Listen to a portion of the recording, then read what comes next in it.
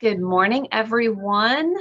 Welcome to our 37th annual Aging a Family Affair.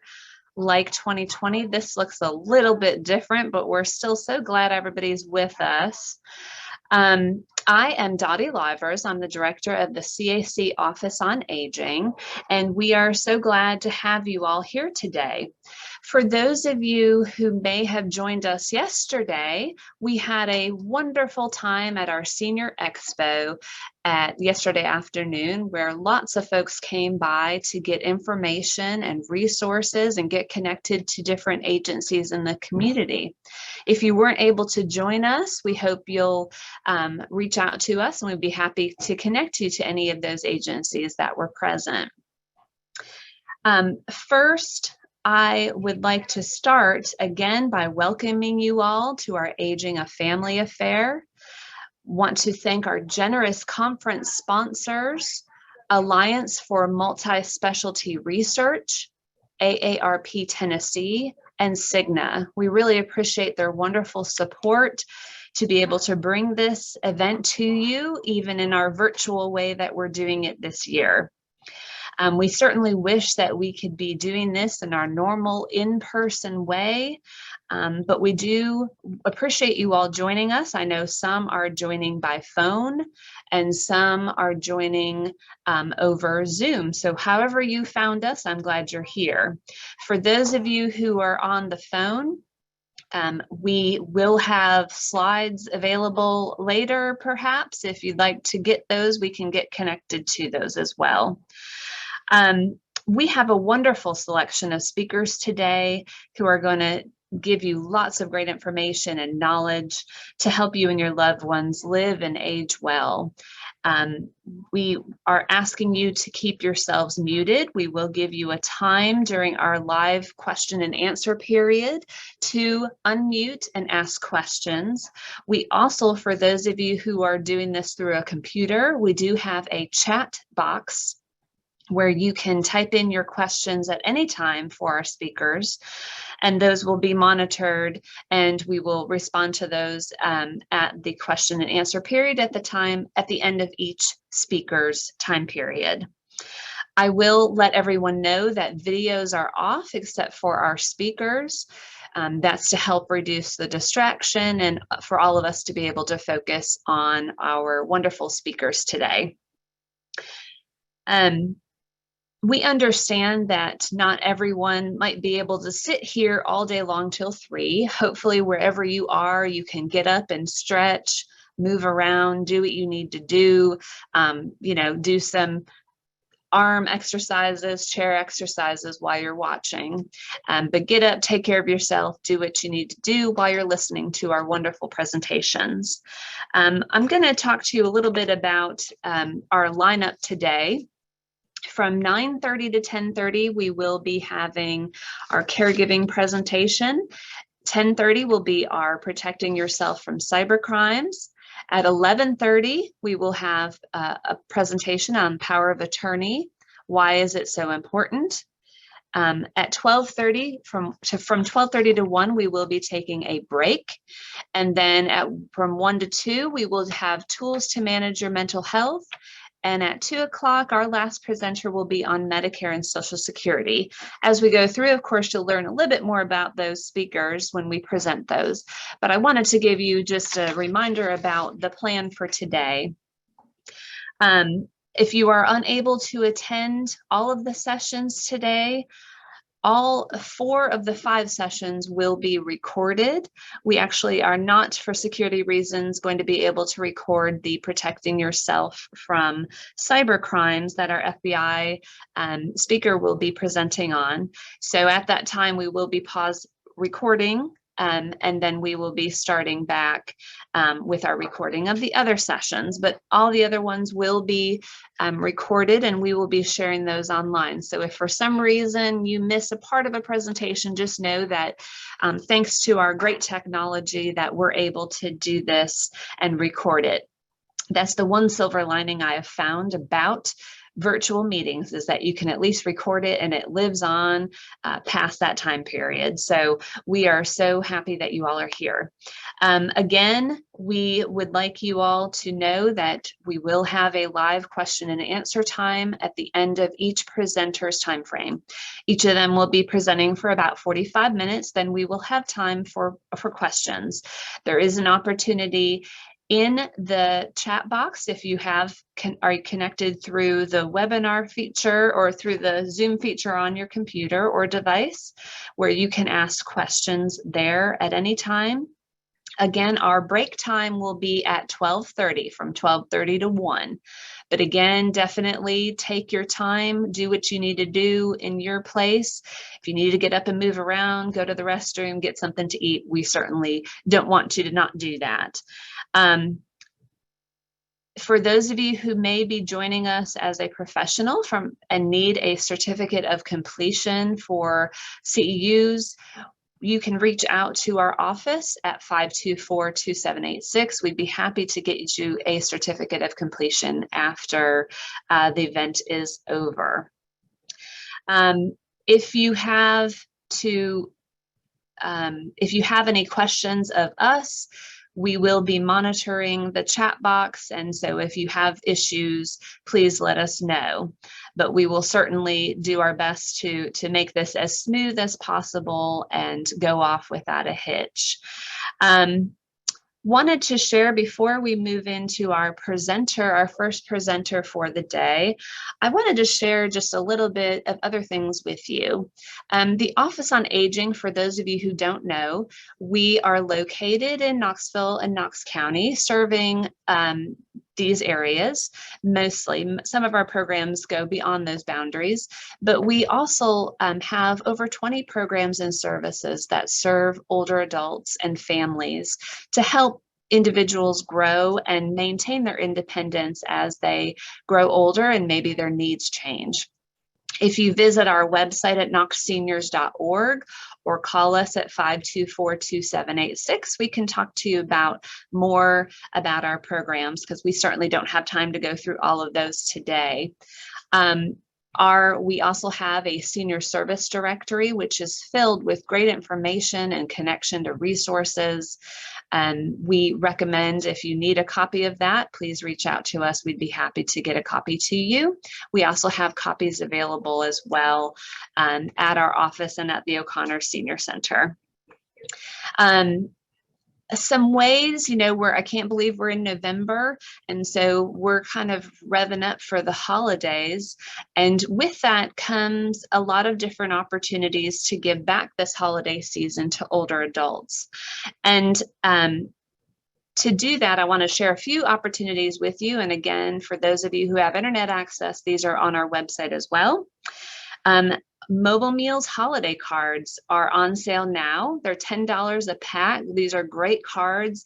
The front of the card, and I should have brought a sample in here for you, is actually one of our O'Connor artists.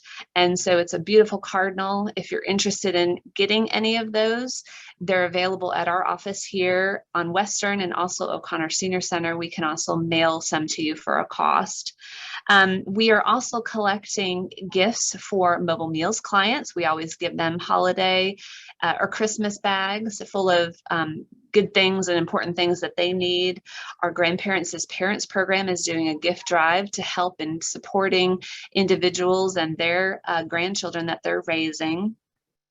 Next week, our Placing Animals with Seniors program and our Feed a Pet program are doing a food drive, and there are different drop-off locations in Knoxville. It's going to be from November 8th till the 12th. We also have an Amazon wish list, so if you'd like to support those programs by helping with providing food or other items that we might need for the pets that get matched through our programs with a senior adult in Knox County, we'd love to have you all participate. And so there's definitely different ways, and volunteering is another way that you can get involved as well in the holidays and throughout the year. So with that, I'm going to transition to moving us along to our first speaker.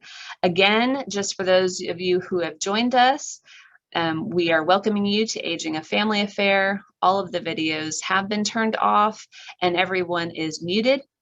There will be a time for question and answer after our first presentation.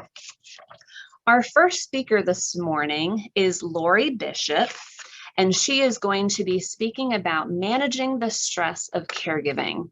And there are really 4 types of caregivers or people in the world. And it's basically, you're going to be a caregiver, need a caregiver, or will need one or will have had one at some point. So definitely, this is a very important topic.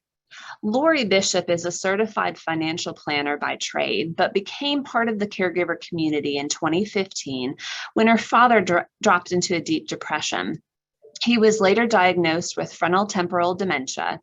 In 2019, her mother was also diagnosed with dementia. She and her husband Mike care for both of them. Lori continues her work in the financial planning arena, but has devoted herself to supporting and educating family caregivers. Nearly 1/3 of the clients she serves are caregivers. In 2018, Lori became a trainer for Dealing with Dementia Workshop, a program that was developed by the Rosalind Carter Institute for Caregiving. She hosts a caregiver cafe for family caregivers twice a month in Maryville. In 2020, she launched a nonprofit, the Caregiver Superhero Society, if I can say that correctly, where she serves as volunteer executive director. And that organization funds education and support of family caregivers. And we are so grateful to AARP for Tennessee for connecting us with Lori. And without further ado, we're going to move into Lori's presentation. Again, we will have time after her presentation for questions.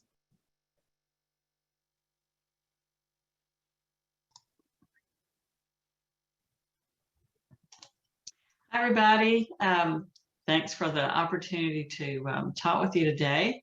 I am Lori Bishop. I'm going to talk with you today about managing the stress of caregiving. And I thought I'd start by sharing a little bit about my story.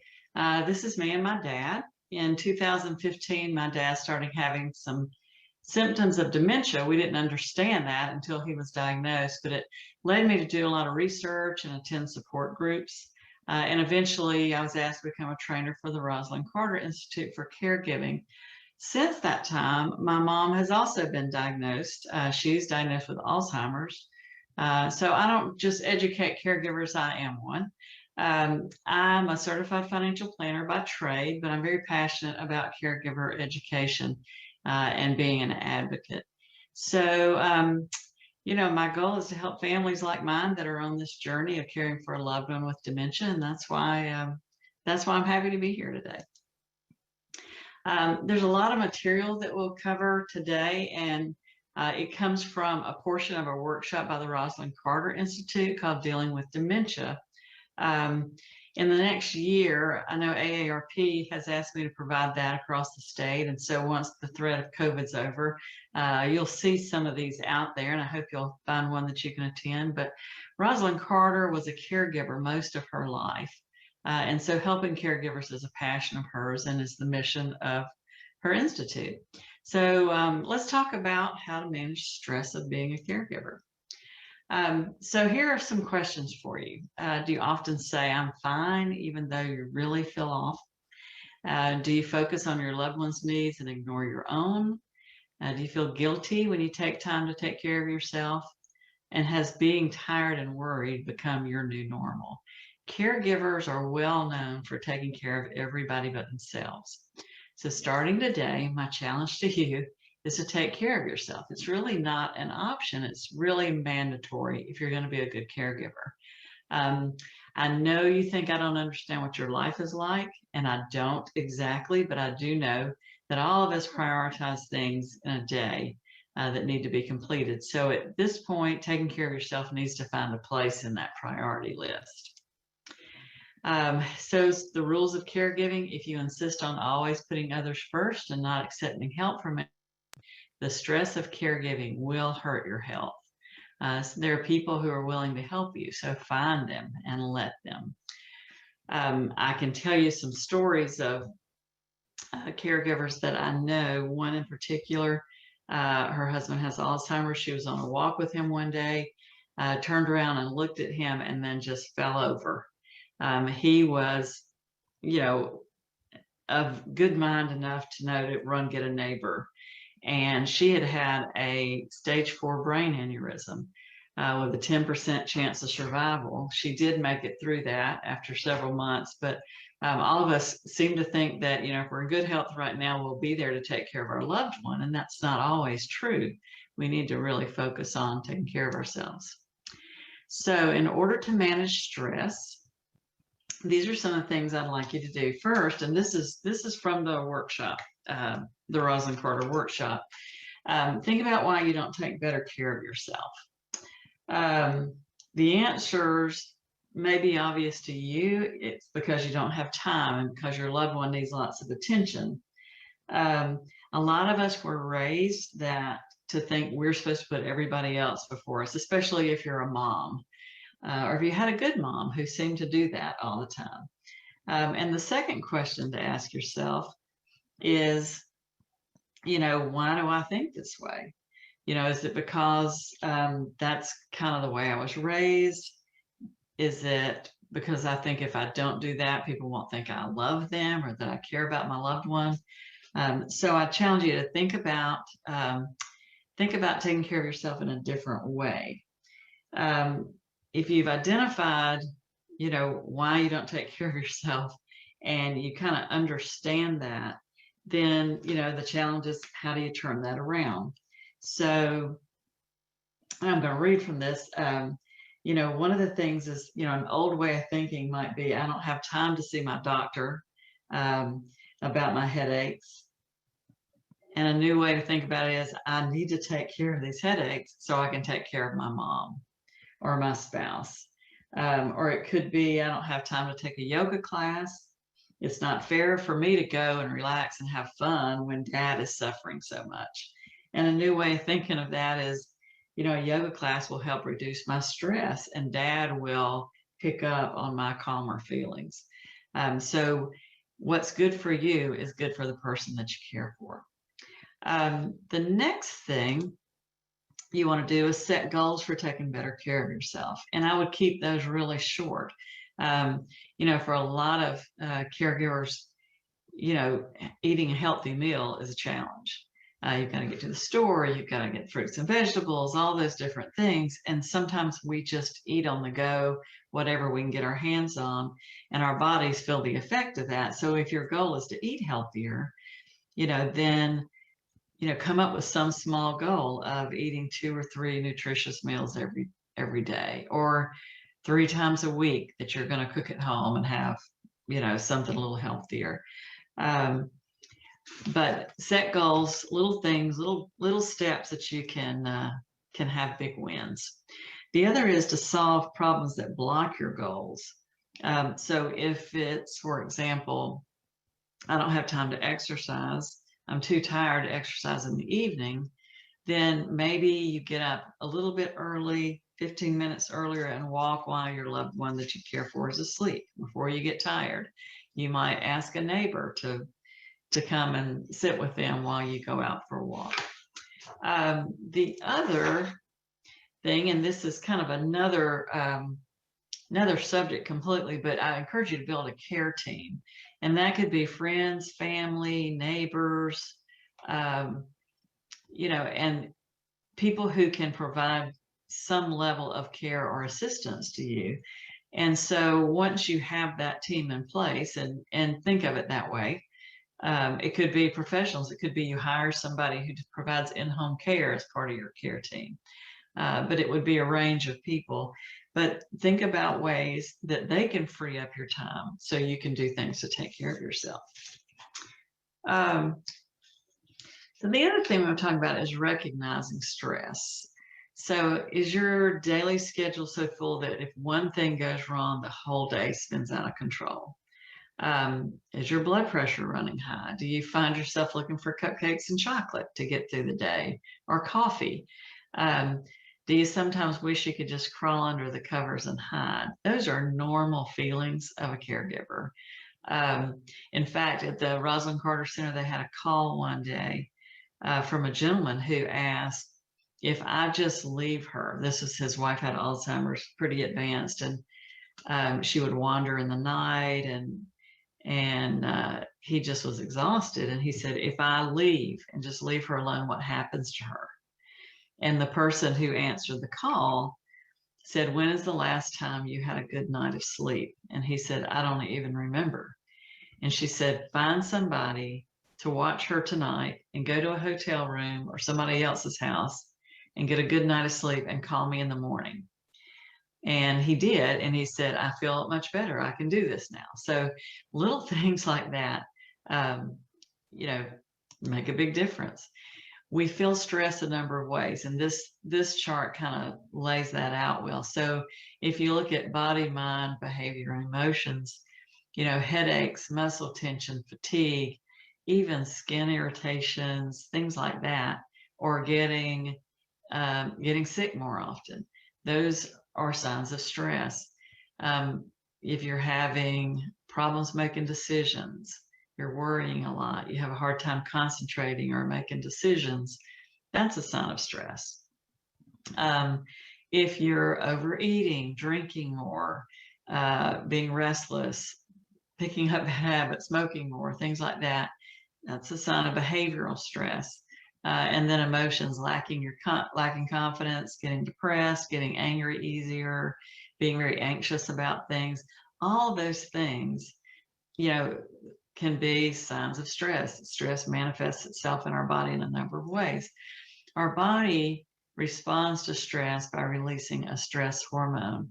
And as that level of stress hormone increases, it begins to affect different organs of our body. So stress hormones can damage your heart, your stomach, your liver, your mental health.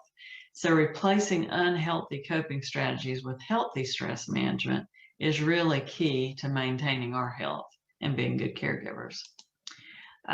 So if we were in a workshop, I'd put these up on the screen and have you shout out, is this a healthy or unhealthy way of handling stress? But let's just look at these.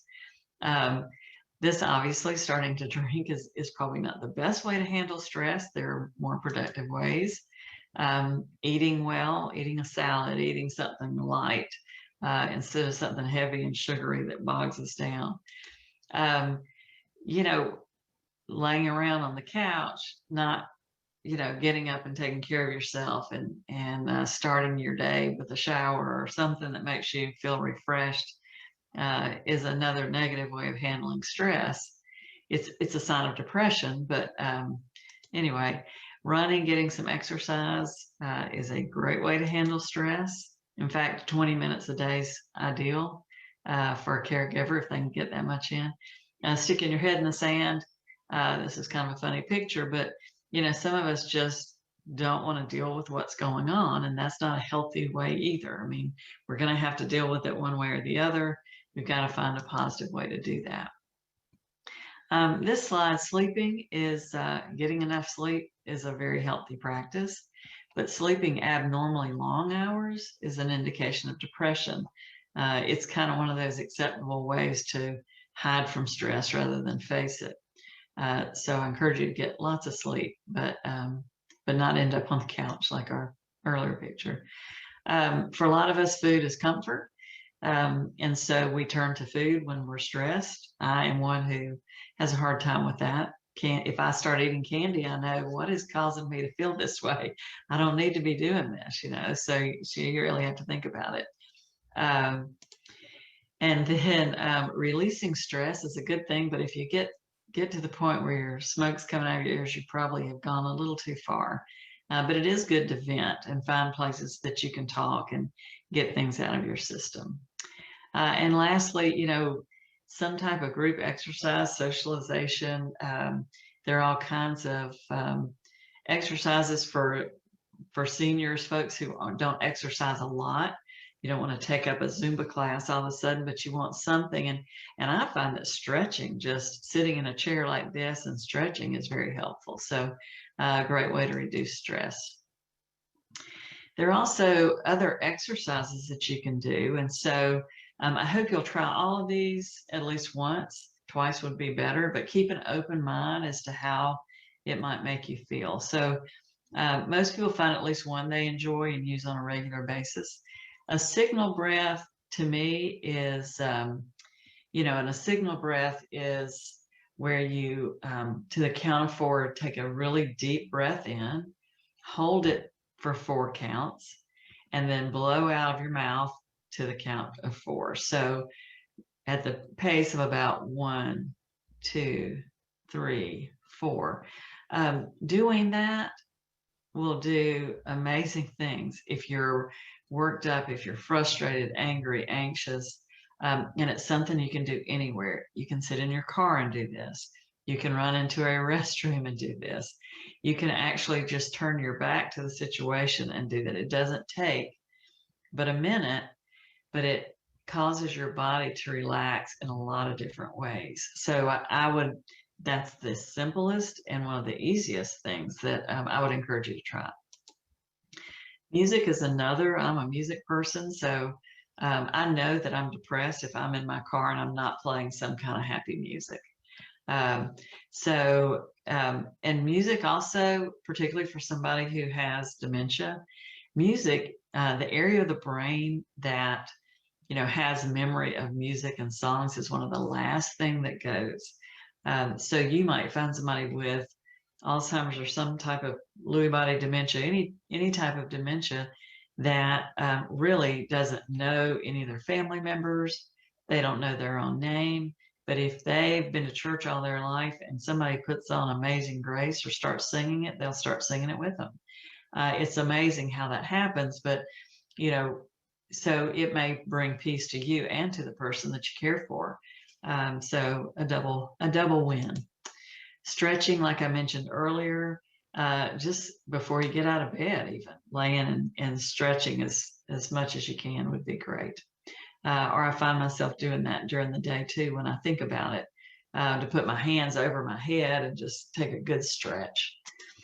Because we hold stress in our shoulders and our back and all around. Guided imagery, and sometimes that's you can do, there are apps on your phone and things like that. But things as simple as I think back to a vacation my husband and I took in the Caribbean, and a hammock by this gorgeous blue water and this breeze blowing, and I picture that in my mind. I can hear it, I can see it in my mind, I can have that feeling of when I was there. And sometimes just having that mental vacation for a few minutes can kind of help calm you down and release some stress. Adding fun back into your life. I'm an artist, so here's my picture of painting. That's something that I enjoy, and it is something that I can do, and it takes my mind off other things. So whether it is knitting or fishing or whatever it might be for you, finding time, maybe getting somebody on your care team to take care of your loved one and letting you go out and do something fun once a week even, is a great way to handle and keep your stress level down. Meditation is another one. I'm going to put up another slide here.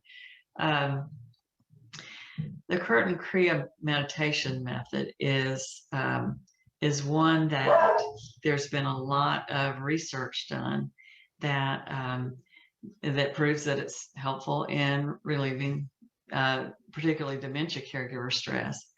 That the scientists had one group of caregivers that practiced meditation every day for 6 weeks, and another group that just relaxed and listened to music at the same time. And at the end of that 6 weeks, the caregivers who practiced meditation had significantly reduced depression scores than the other group. So that type of meditation, a lot of people, so we're here in the Bible Belt, and they think that's some new age something. And don't think of it that way. Think of it as, the lady who's on this picture where she's got her hands out. Basically, you take your thumb and you touch each of your 4 fingers, and you, in the original meditation program, there are syllables that you say, but you can say, peace be with me, let love guide me, help me calm down. But 4 words that you can say over and over that will help you focus on your breathing and take your mind off other things. When I used to be, it used to be that when I heard the word meditation, I thought you have to sit there and be quiet for a period of time, and my mind goes all day, every day. So that was very difficult for me to think of it that way, and to sit and do that. But once I have something to focus on, for me, I'll take one word like the word joy or the word love or peace, something that's very calming, and I'll focus on that. And I'm very visual, so I think of all the things that bring me joy: my granddaughter, the beach, changing leaves in the autumn, so things like that. So you might try that. It's also good for people that you care for. So if you can get them to do that with you, it's a double win. So let's talk about asking for help. Most of us know we need help, but sometimes it's hard to ask for that, even though we know we need it. So the questions are, do you think that if you ask for help, people think you don't know what you're doing, or that you don't care enough for your loved one? So one of the keys to asking for help is how you communicate that.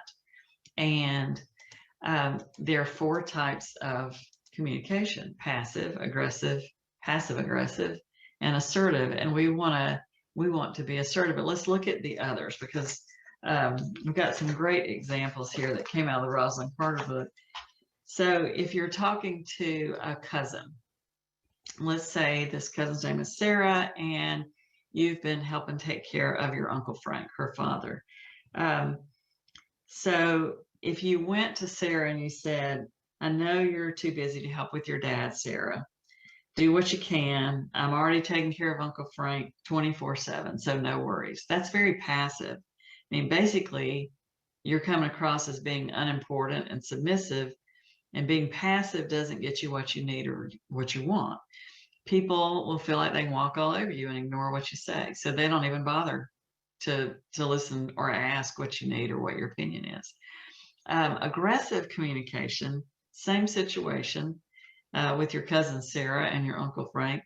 If you go to Sarah and you say, you're the most selfish woman I've ever laid my eyes on, Sarah. You don't even help your own dad. Here I am working my fingers to the bone, looking after him without any help from you. Who cares about your finals in college anyway? It's not like anyone would hire such a selfish person. Now, I hope that none of you would talk like that, but what you're really saying in that situation is that your needs are more important than Sarah's. And you come across as being a bully or self-righteous or superior, and being aggressive doesn't get us what we want either. It just makes people feel threatened or angry, and they'll avoid or oppose you.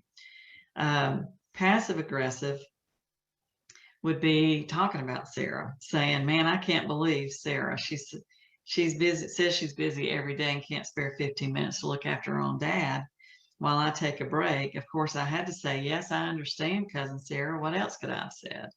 So what you're saying there is, I don't dare say, that my needs are more important than yours, but I'll complain about it. And you'll come across to other people as somebody who just complains and talks about other people. What we're looking for is not any of those. We want assertive communication. So saying something like, I need help looking after your dad, Sarah. I know you're busy with finals. I respect that. But we should discuss how we can both meet our needs. Let's talk about it over tea Saturday at 3 o'clock. And what you're saying there is all of our needs are important. And you come across as self-confident and direct and honest. So being assertive, not aggressive, but being assertive is one of the ways where you'll be most successful in getting assistance that you might need.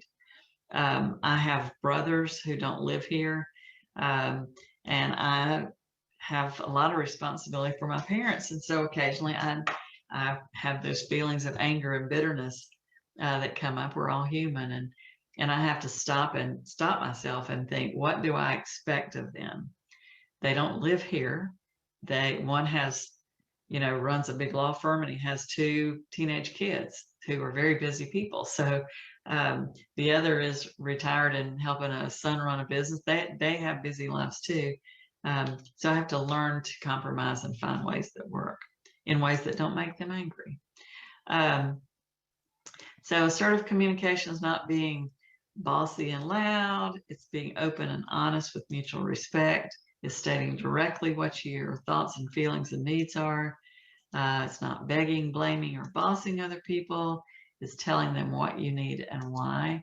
And it's also respecting what they have to say, whether you agree with them or not. So as far as getting help, and that's kind of, in a caregiving role, bottom line is we can't live our lives and do everything for another person. So once you think through, how am I going to ask this question, then you want to make a plan to ask for help. So I want to encourage you to make a list of needs and wants and break those tasks, big tasks, down. Well, I said small on the screen. It says small task in a smaller task, big task into smaller tasks.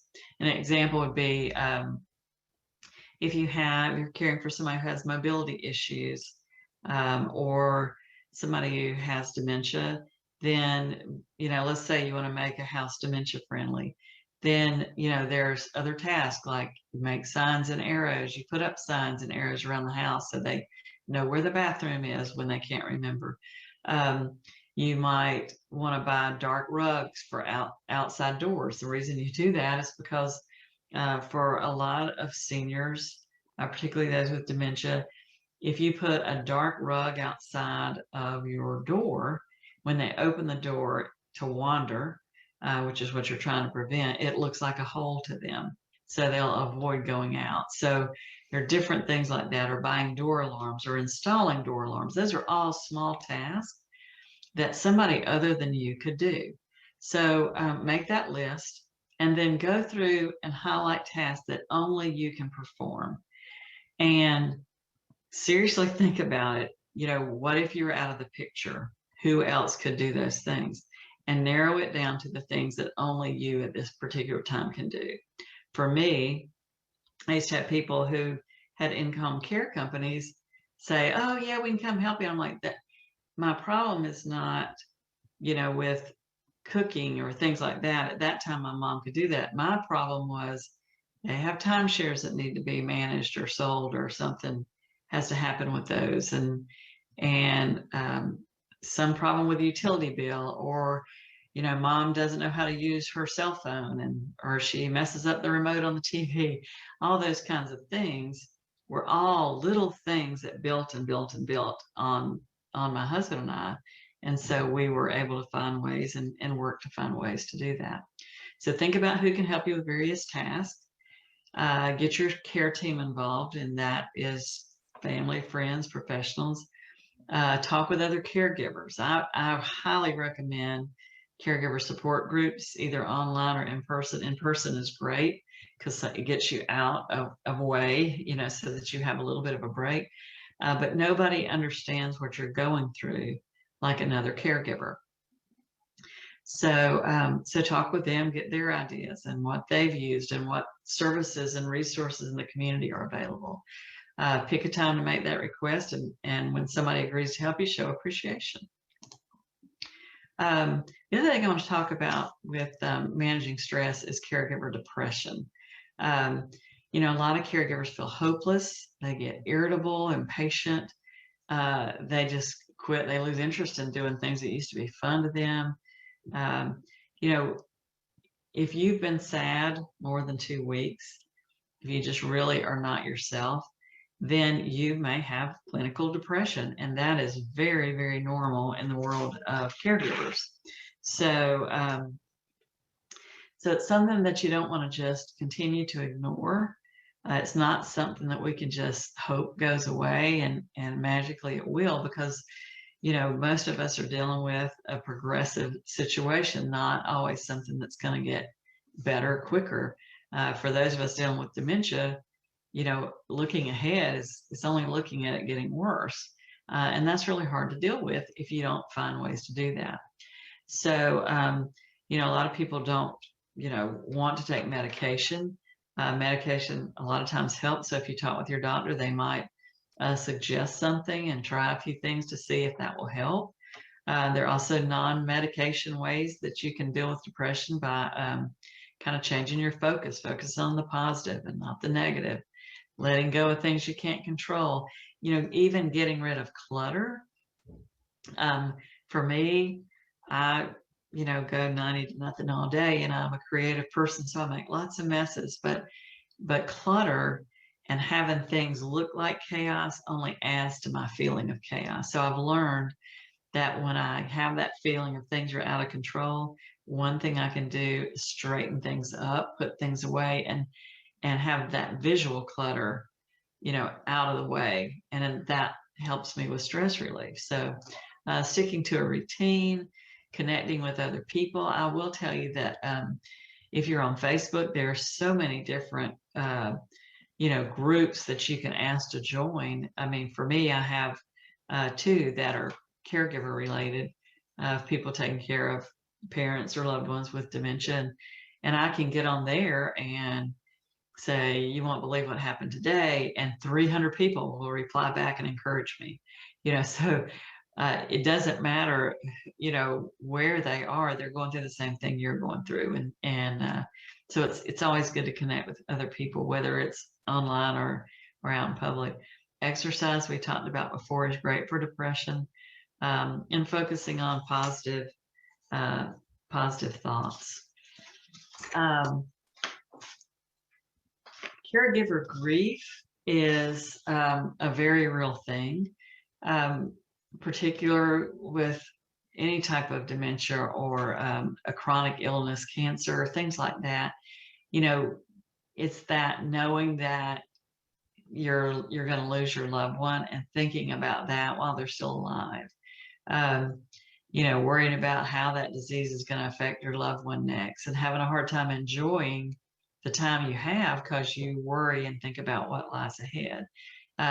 You know, on the left of this screen is the ball of grief, and it is kind of this grief as a tangled ball of emotions. And so you can kind of see all different emotions here, whether it's anger or sadness or feeling a loss of control, things like that. You know, you are losing things. You know, you're losing the ability to do what you used to do, to have time to do things you used to do. You may be, you know, just feeling like intimacy may be gone. Your privacy may be gone. There are lots of things that you might grieve as a caregiver.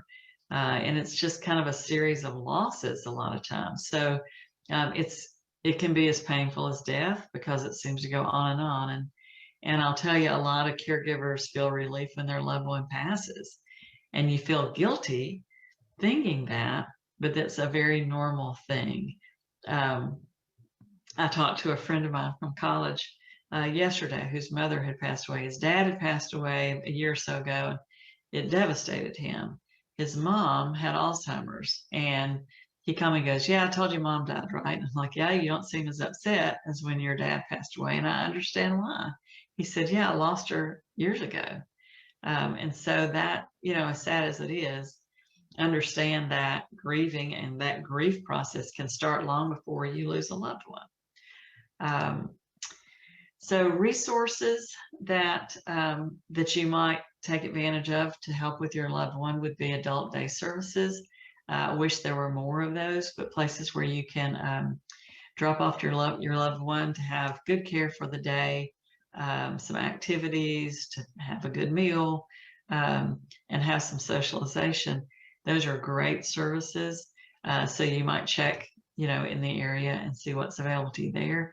In-home care services, there's some who, let's say you have trouble helping your loved one get a shower. I mean, there's some that will come in and just help shower several times a week, or, you know, may just be their companion while you go out and go to a support group. There are residential care facilities, and that could be assisted living. It could be nursing home care. It could be a rehab center. There's also hospice care. Palliative care is another one. And don't think of hospice care as, if I call in hospice, that means, you know, my loved one's about to die. That's not true. Most people I know who call on hospice say, "I wish I had called them 6 months ago." because they come in and they minister to all the needs of that hospice patient. They, spiritually and, from an emotional standpoint and physically, and their goal is to help them have the last, months of their life. And sometimes it lasts 2 or 3 years. People can re-up hospice. It just calls for a terminal diagnosis, which, many people have. The other thing I would ask, that going back to support groups, I would ask people in support groups in your area, who do they use? Where did they find, assistance? And don't always think that you can't afford it. You might be surprised at the cost of some of these things. And there's also assistance a lot of times to pay for things like that. Resources to help you. The Office on Aging, I tell you, is really one of the best places to learn about resources available in the community. But I've listed some here: support groups, Respite Care. Respite Care is a lot of assisted living facilities will have respite care rooms, and you can let your loved one stay there while you go take a vacation or just have a week at home by yourself for a few days. They will have them in a furnished room. They'll provide their meals. They'll manage their medication. You can even go visit them.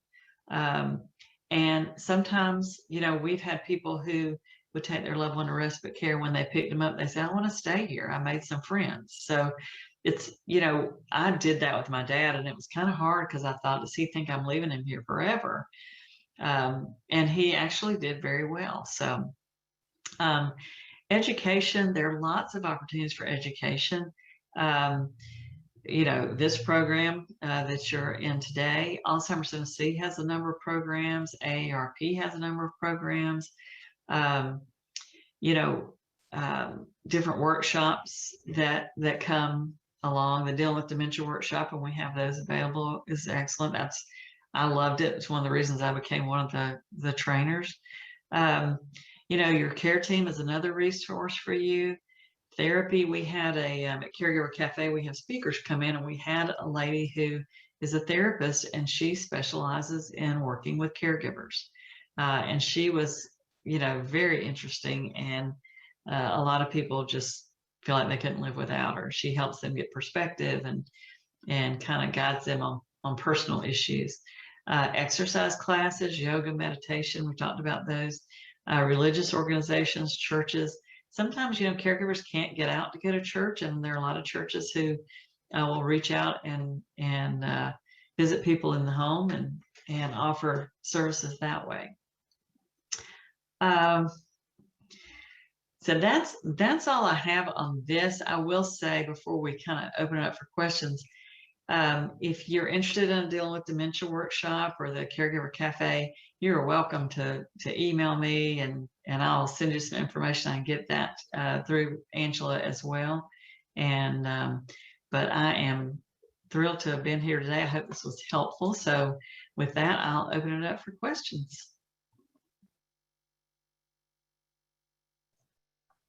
Wonderful. Thank you for that presentation, Lori. So just to remind everyone how we're doing our question and answer time period, we do have, for those of you who have accessible or able to get on the chat feature, you're welcome to type your question into the chat feature. We will be monitoring that.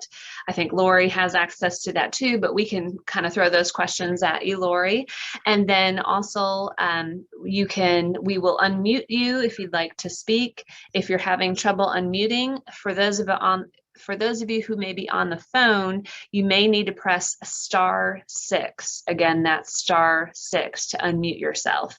So we are going to turn it over to Lori. I will say thank you for that shout out, Lori, because we do have a lot of connection to resources. We also have, you mentioned adult day services. We actually have an adult daycare center here at the Daily Living Center, and there's others in town as well. So we really appreciate you all and sharing that information for caregivers. Okay, so I know Lori had a question about, let's see, are you caring for a spouse or parent or someone else? So I think, are you wanting to know that, Lori, as they speak? Yeah, if everyone could just kind of answer that in the chat box. That kind of helps. Caring for a parent and caring for a spouse are very different things. And so I think they offer different challenges. And so that's always something that I ask when we do a dealing with dementia workshop. We often ask those groups to sit together because they have things in common. So, but thank you, Dottie, for that. I've got one question that says, can you talk a little about how to establish caregiver boundaries? And I'm assuming that would be with, there's caregivers for folks who don't have dementia, but that's who, we run into a lot in a caregiver community. One challenge is the boundaries sometimes are ones you have to set for yourself, because I can set a boundary for my mom and say, Mom, I work during the day. I need you to not call, every 5 minutes. I need you to not call me during the day unless it's an emergency. But my mom can't remember that. It's stream of consciousness. She wants, when she has something on her mind, she wants to talk about it, and she picks up the phone and calls. I've learned to set a boundary by, on my phone, if she calls, I have a custom message that says, Mom, I'm in a meeting. Can I call you later?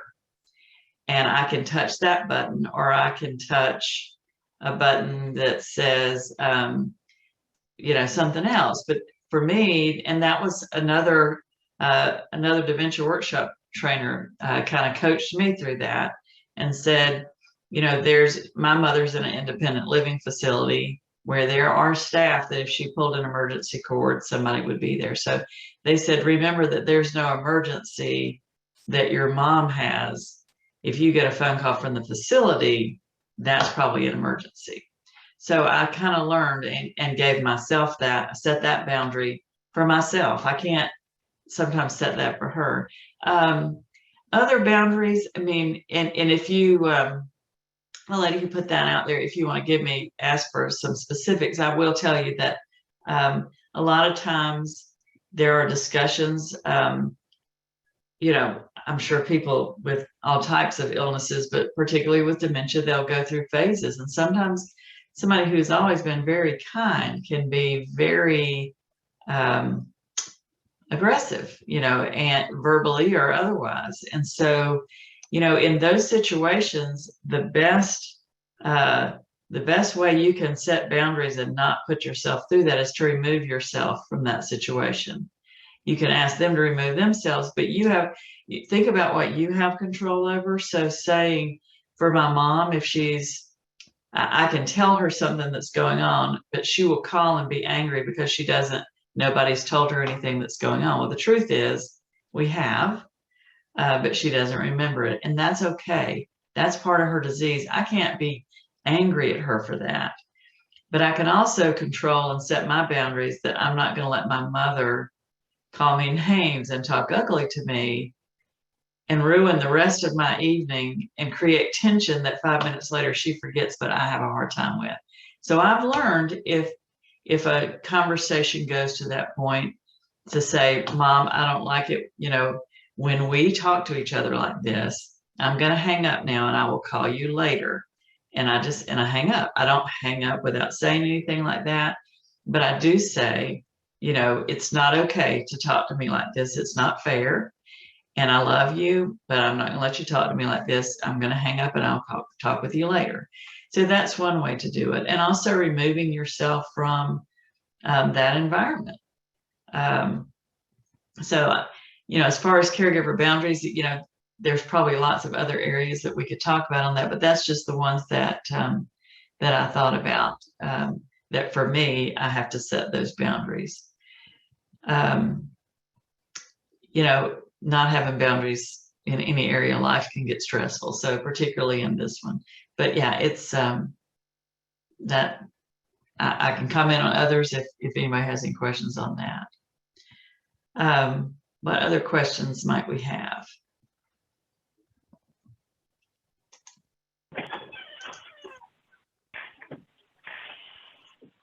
Okay, I see somebody on the phone. Do you have a question?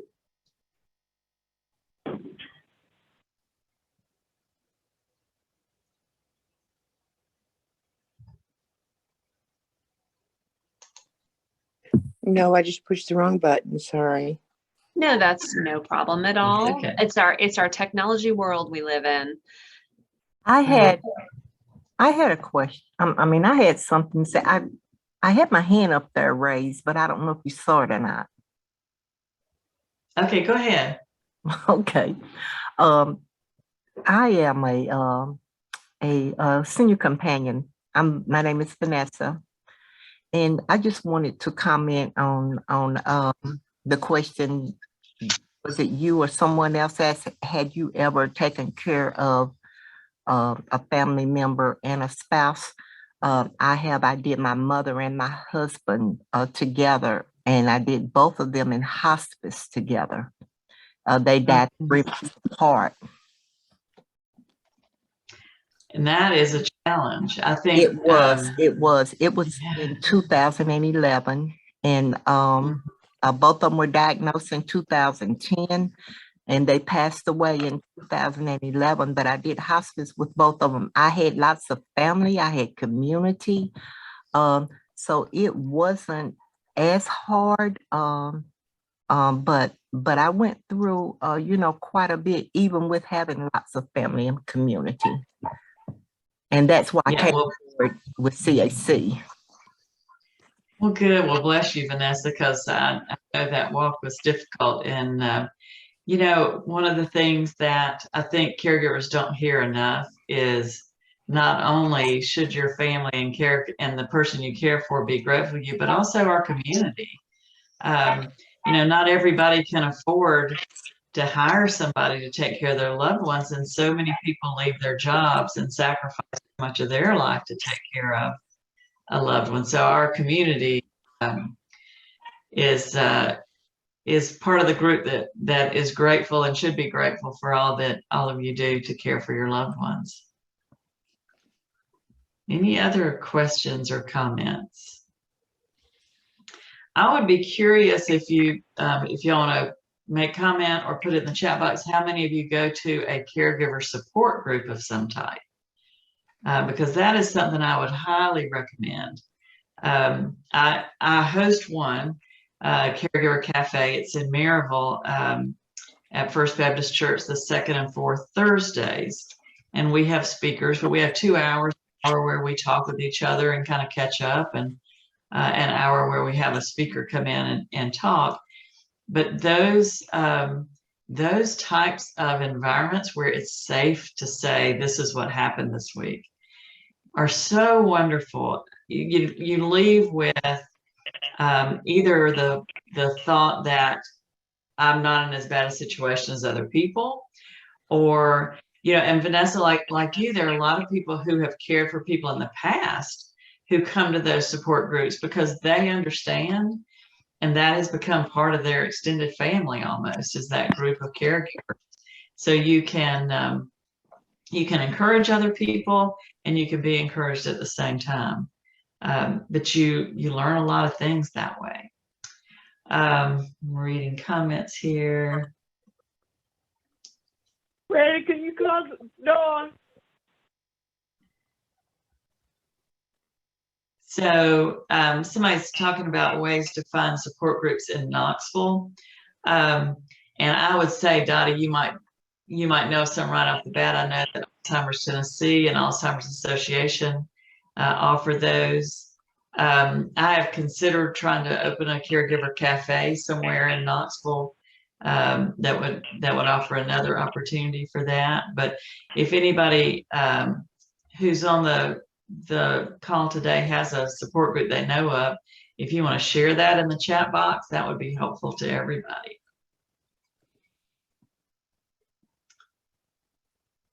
All right.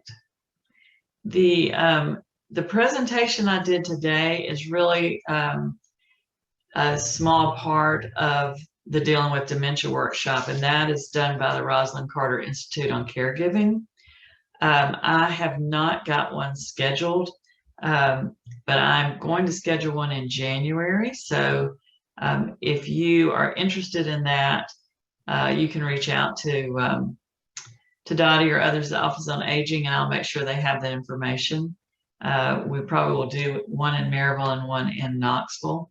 So if this information was helpful to you, then that's something you may want to consider. We typically do it over from 9 to 3 in one day and have lunch provided.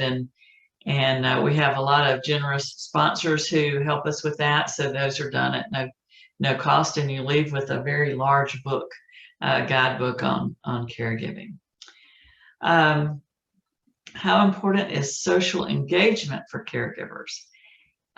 Very, very important. It's also important for the person that you care for. But one of the things with my mom and dad, I'll use them as an example.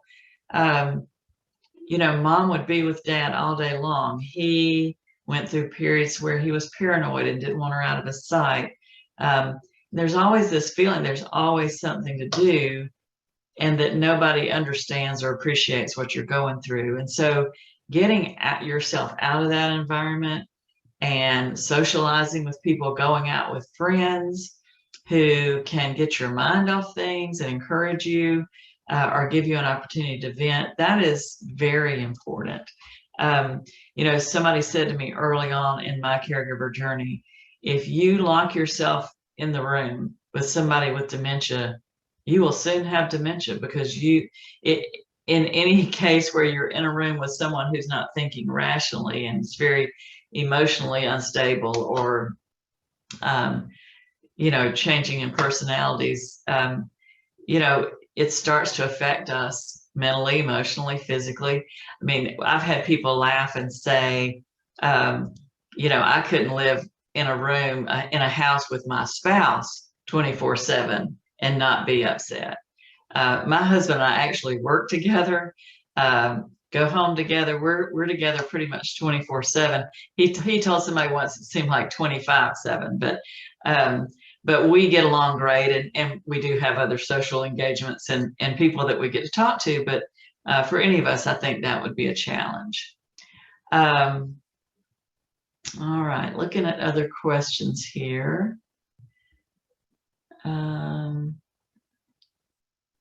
Okay. Sister and I are trying to get our mother to come to Tennessee from South Carolina so that I can help her. Mother's starting to lose cognitive functions. On bad days, she wants to come, and on good days, she refuses to come. Do you have any suggestions on how for us to best help her, and equally important, protect her assets? That is a great question, and I had that challenge myself. My parents lived in Morristown, and we live in Maryville, which doesn't seem very far away. It's not as far as Tennessee to South Carolina. But every time something happened, we had to leave work or do something and drive to Morristown and help them. At first, Mom was, I'm a strong woman, I can take care of this, and I don't need your help, and we're fine here. It was really clear from the outside looking in that it was a challenge.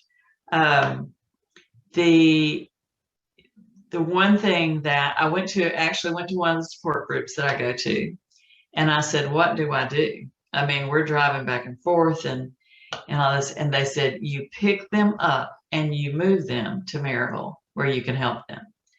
And I said, but these are my parents. You don't just go up to your parents who diapered you and raised you and say, this is what we're going to do.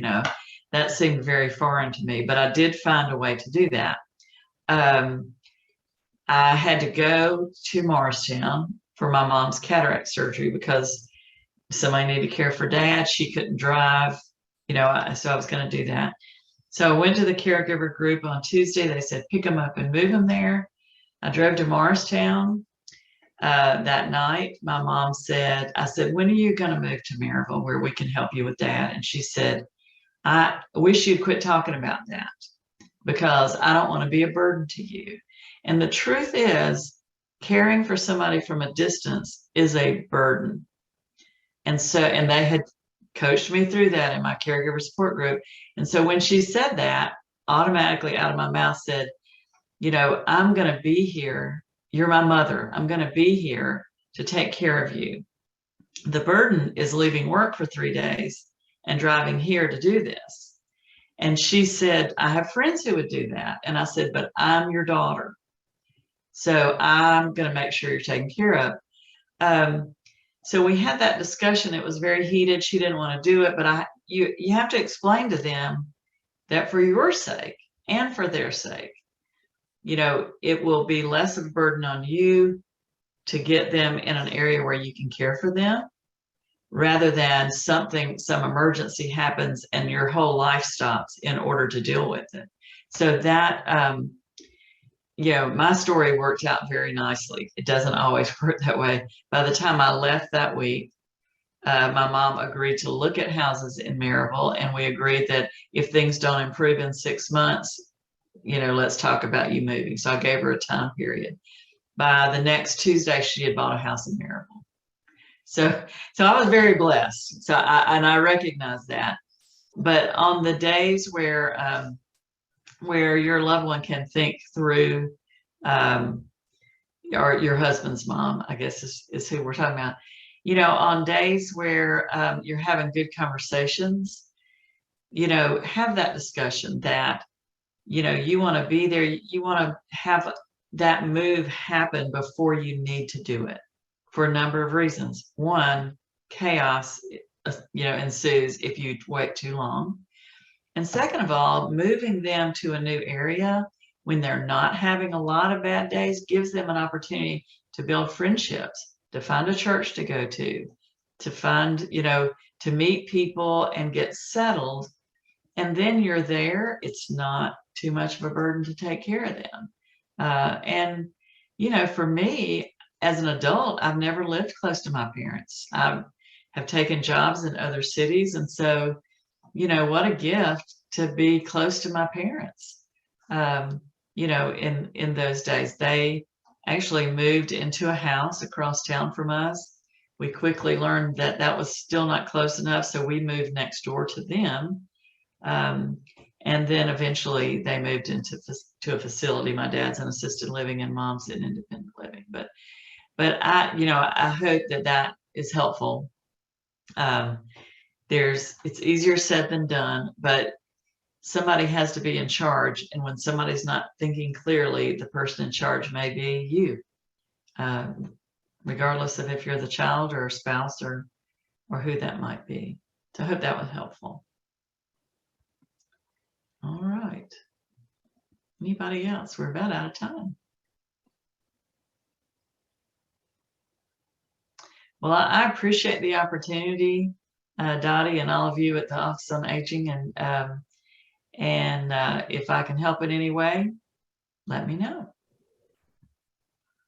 We're going to do some silent, all virtual claps for you here. So, but thank you so much, Lori, for sharing your expertise with us today. It's certainly a wonderful way to start off our Aging a Family Affair all-day conference.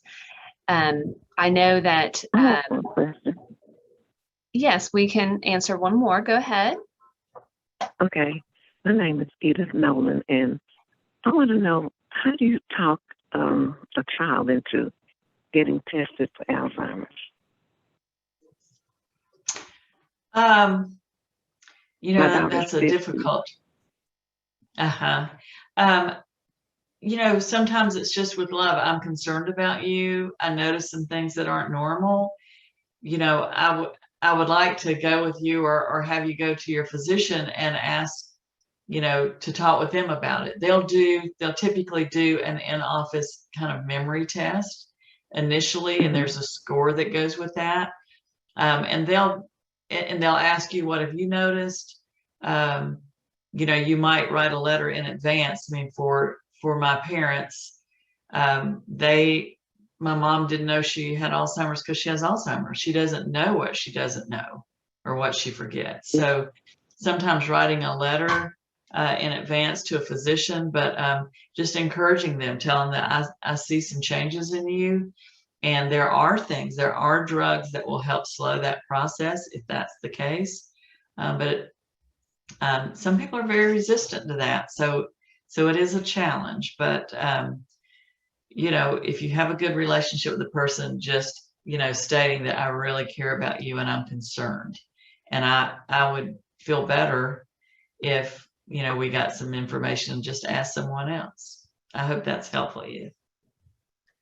Okay, Thank you. thank you. And thank you, Lori, again for your time and expertise. We really appreciate you being here with us today and being here virtually. If you all need to get connected to Lori, we can do that. You call us at the Office on Aging, we'll get you connected. But thank you, Lori. Thank you. Okay. And you have such a great lineup today, Dottie. I'm really impressed. You've got some great speakers and topics. Thank you. Feel free to stay on and join us. So I'm going to do that. thank you, Lori. Okay, good morning again, and we are going to be transitioning into our second presentation for today, protecting yourself from cyber crimes. And we are so excited to have Special Agent Richard Lauro here with us this morning. Just a reminder that we do have everyone's video turned off. At this time, we are going to stop our recording. We will not be recording Special Agent Laura's presentation, but we will be recording afterwards. I think I'm giving the feedback somehow. I don't know if anybody else hears that. Let's see. Okay, let me try this again. Can you all hear me okay? Angela, give me a sign if we can hear. There is feedback, Dottie. Okay. I don't know if it's going to be useful if I do this or not.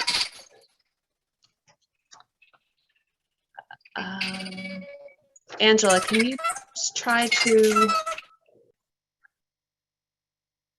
I'm starting our presentation recording again, but we are so glad to have Amelia Crotwell with us today, who will be presenting on power of attorney. Why is it so important?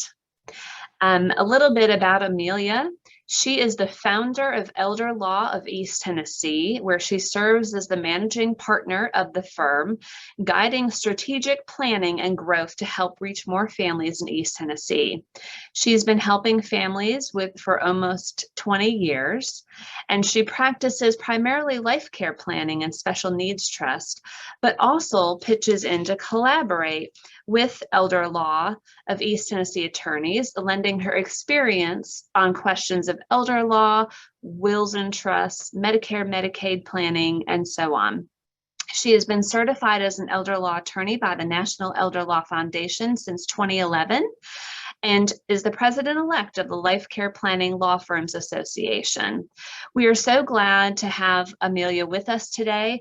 I'm going to turn it over for her presentation, and again, we will have time after her presentation in about 45 minutes for question and answers. Okay.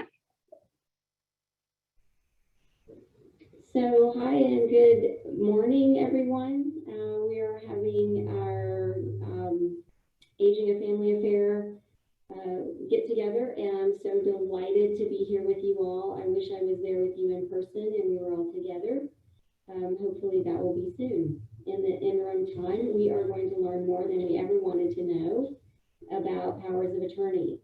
And I have been honored to provide this presentation a number of times in the past, and we've talked about powers of attorney, but we are going to do a deep dive today. We're going to be talking about all the reasons why you need them, how you get them, what they do, and what happens if you don't have them, right? So get ready to take notes and learn lots of stuff about POAs, powers of attorney.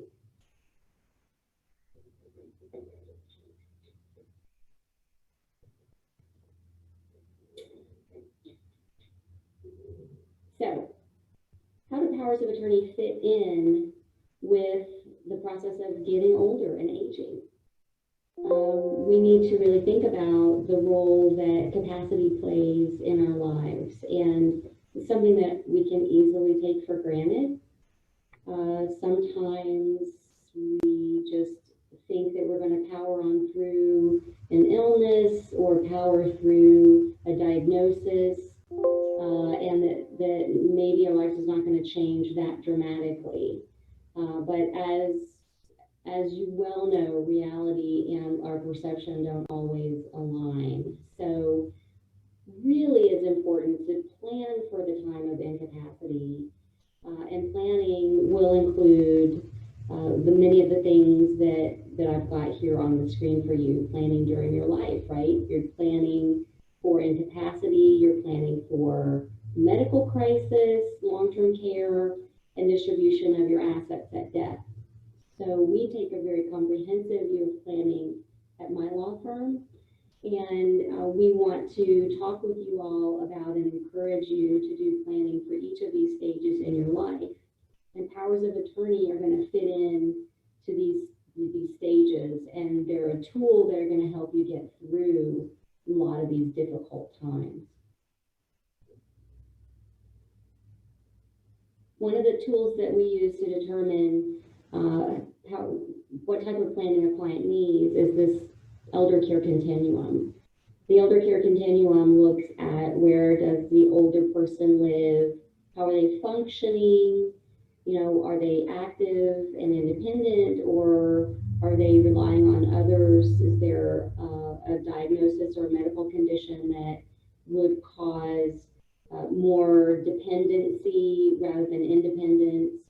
And so those are also judged by activities of daily living, right? So how much support does someone need in their older years as their age progresses? Are they going to need assistance with bathing and dressing and grooming?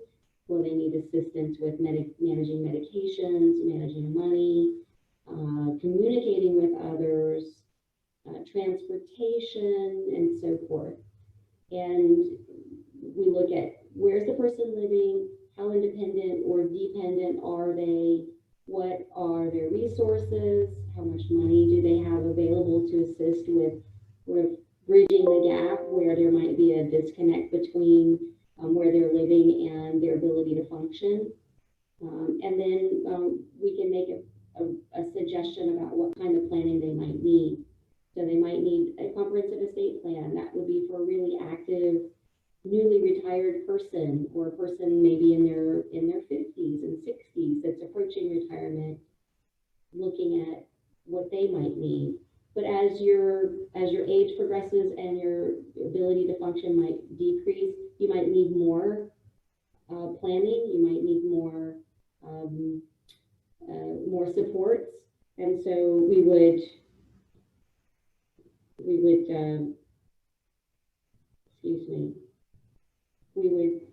add another level of planning in the elder care protection plan and so forth for the life care plan. So I wanted to show you how powers of attorney fit in with these different layers or levels of planning. And you can see that for an estate plan for that older active retiree, the estate plan, you can start with that anytime, and it's always going to contain some of those fundamental core components. And one of those core components is powers of attorney. You can see the second line here. Powers of attorney are going to be a key component of the estate plan.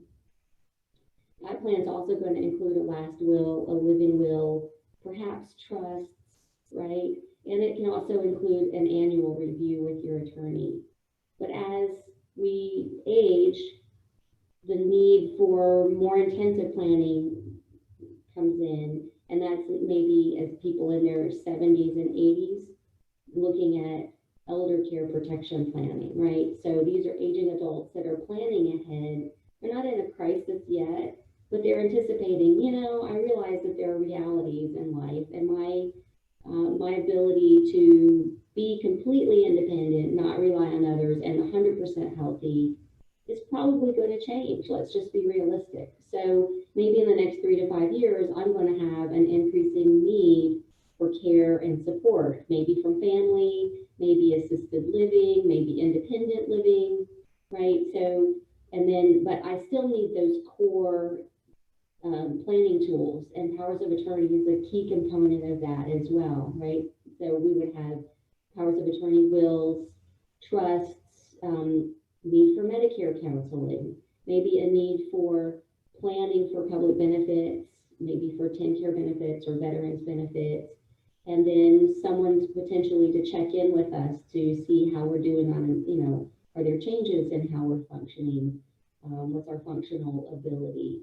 What does that look like? So some type of annual check-in with a care coordinator.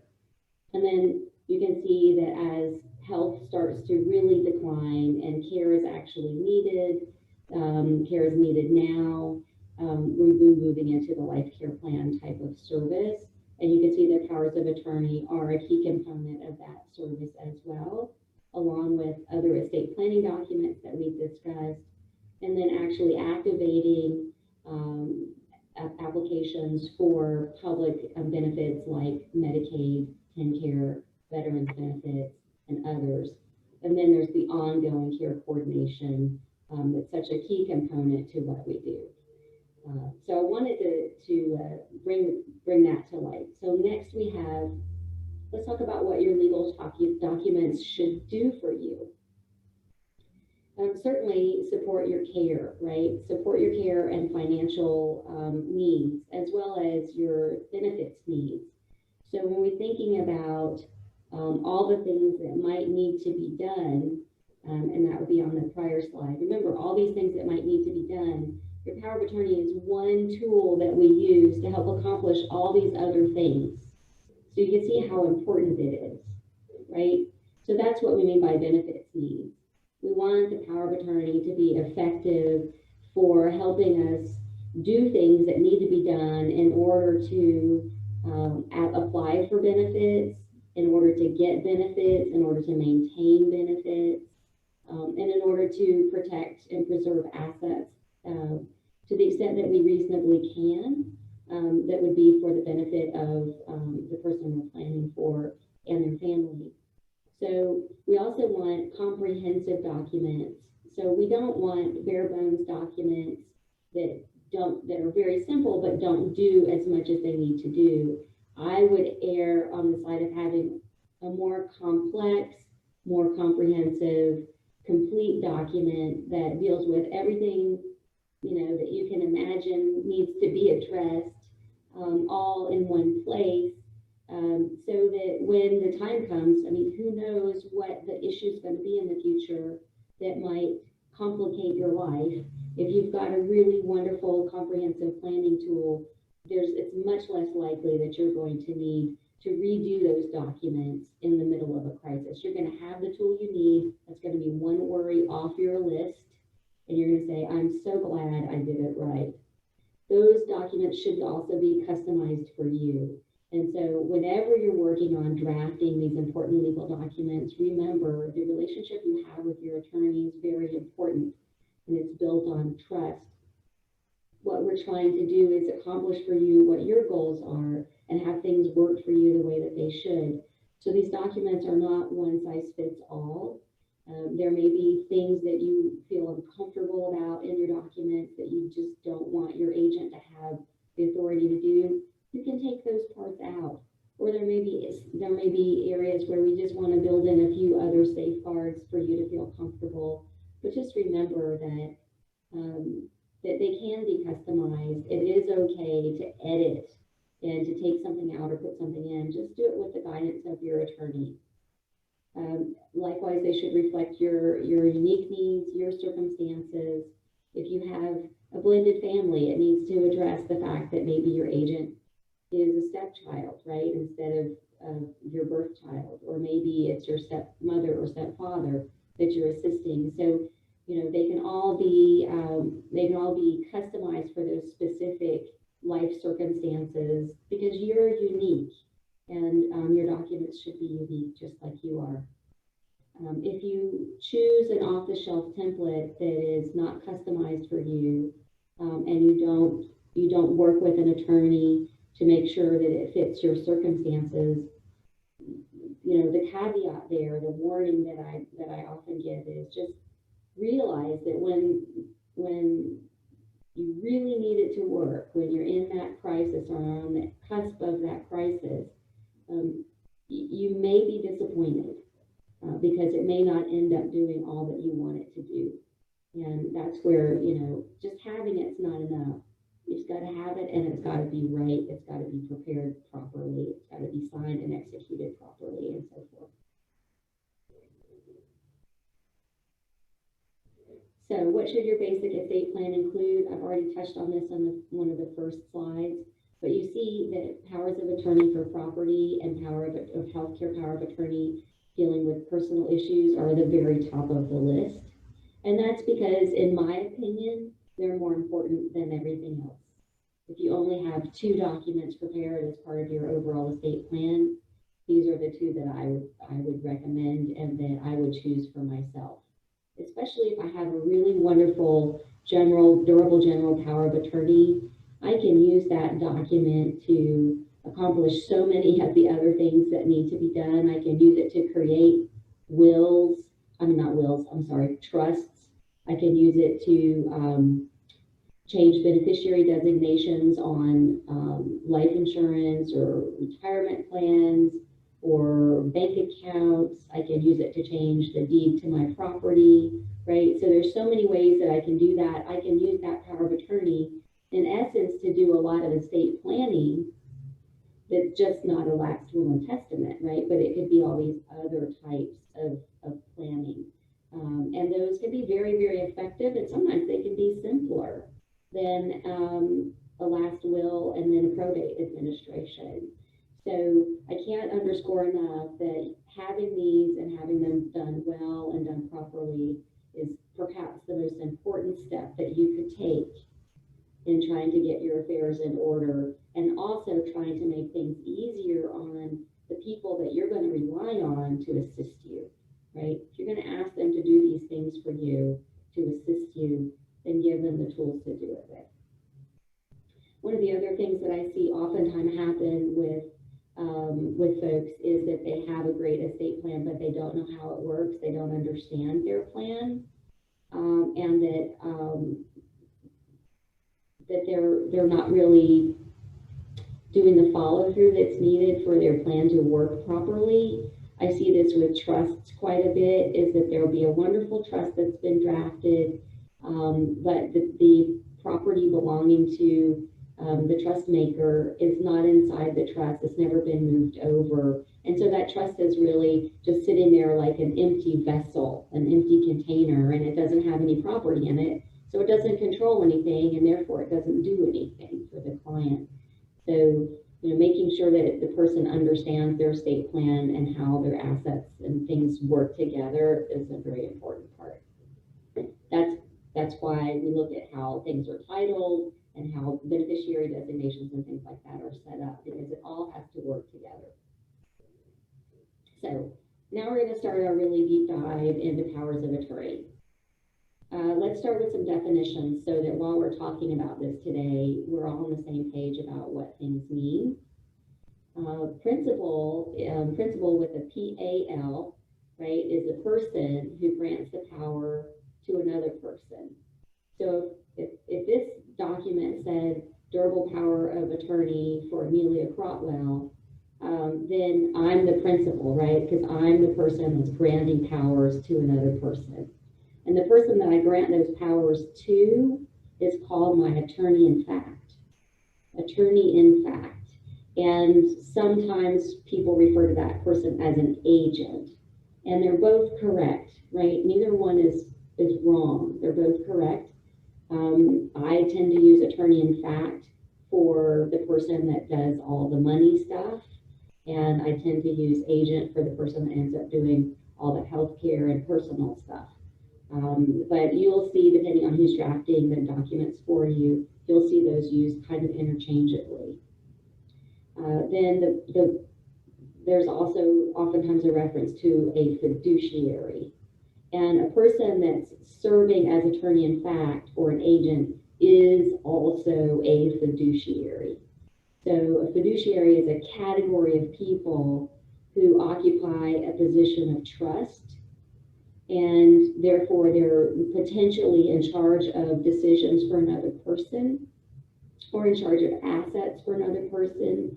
And they have to do that in a very careful manner, right? They have to make sure that they don't run afoul of any conflicts of interest. They have to be careful that they do things that are in the best interest of the other person. They're not self-interested to the fiduciary, him or herself, right?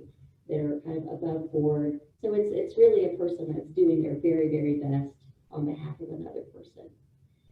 Durable, we use the term durable a lot in front of power of attorney, and the term durable means that the document itself has a paragraph in it, and that paragraph says that the powers of the attorney in fact continue, right, exist even if the principal does not have capacity anymore.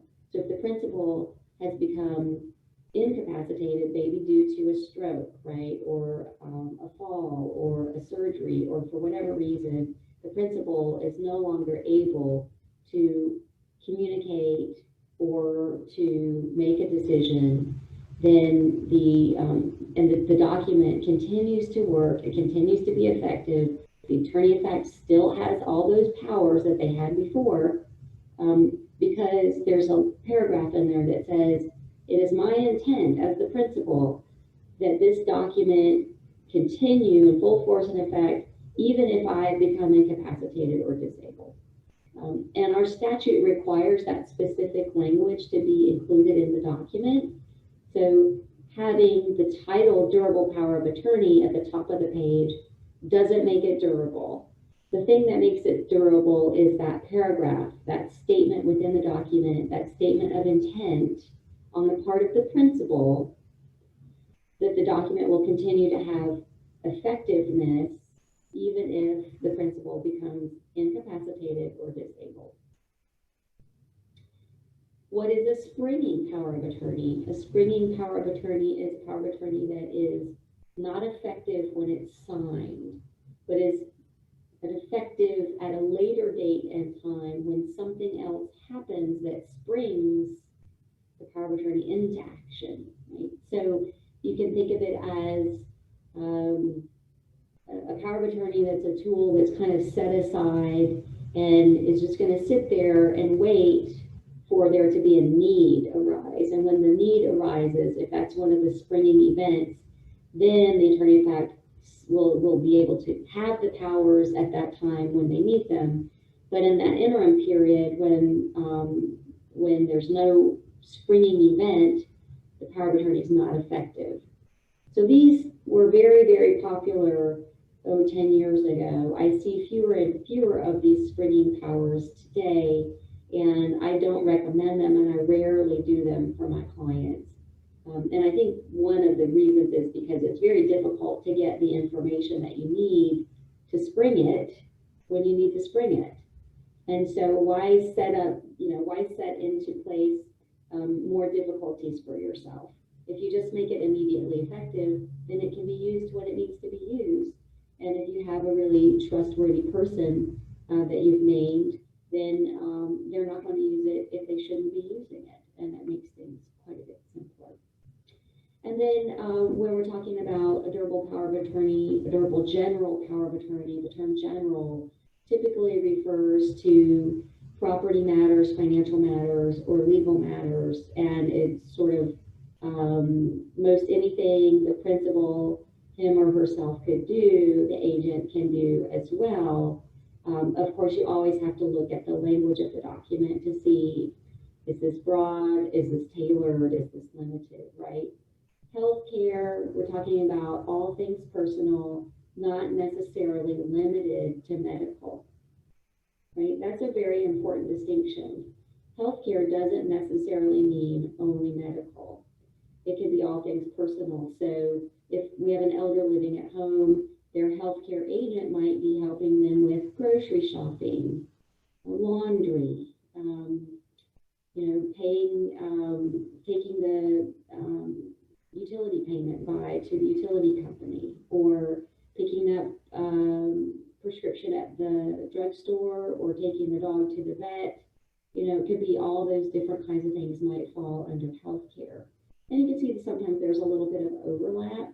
So a healthcare agent might also be doing something that incurs a cost, like picking up a prescription. And that's where typically then the attorney in fact under the durable general power of attorney is going to reimburse the healthcare agent if they're not one and the same person. Okay, those are some of our definitions. What do powers of attorney do, right? So The principal is giving the attorney in fact or agent the power to act on behalf of the principal, even if the principal cannot do the act him or herself. I've already talked about this in terms of durability, but really that's the goal of having a power of attorney, isn't it? We want to make sure that if we are not functioning as an older adult or as an adult, an aging adult, if we're not functioning well, we don't want things to disintegrate around us. We want to have tools in place so that we can continue to perhaps live at home or perhaps have as much independence as possible, and our lives, don't become too chaotic, right? We can maintain some of our habits and our schedules and quality of life, and maintain some levels of independence with support from others. And the power of attorney is a tool that we can use to help support those kinds of situations. I've had clients say to me before, well, I don't want to sign a power of attorney because I don't want to give up my right to do those things myself. I want to be able to do those transactions, to do my shopping, to pay my bills. And my response is always, hey, powers of attorney don't take anything away from you. And they don't. It does not remove the right or power from the principal to continue to conduct his or her own affairs. They can still do all those same things. Nothing is lost. Nothing's been removed. You're not deprived of any power or any right or any autonomy. You just have some supports in place in the event that you need them. A power of attorney can be revoked. So if you have powers of attorney in place and you're not happy with the people that you named, or your relationship changes, or your circumstances change, and it's no longer practical for the person that you named to serve in that role, then you can change that. You just have to have capacity to do so.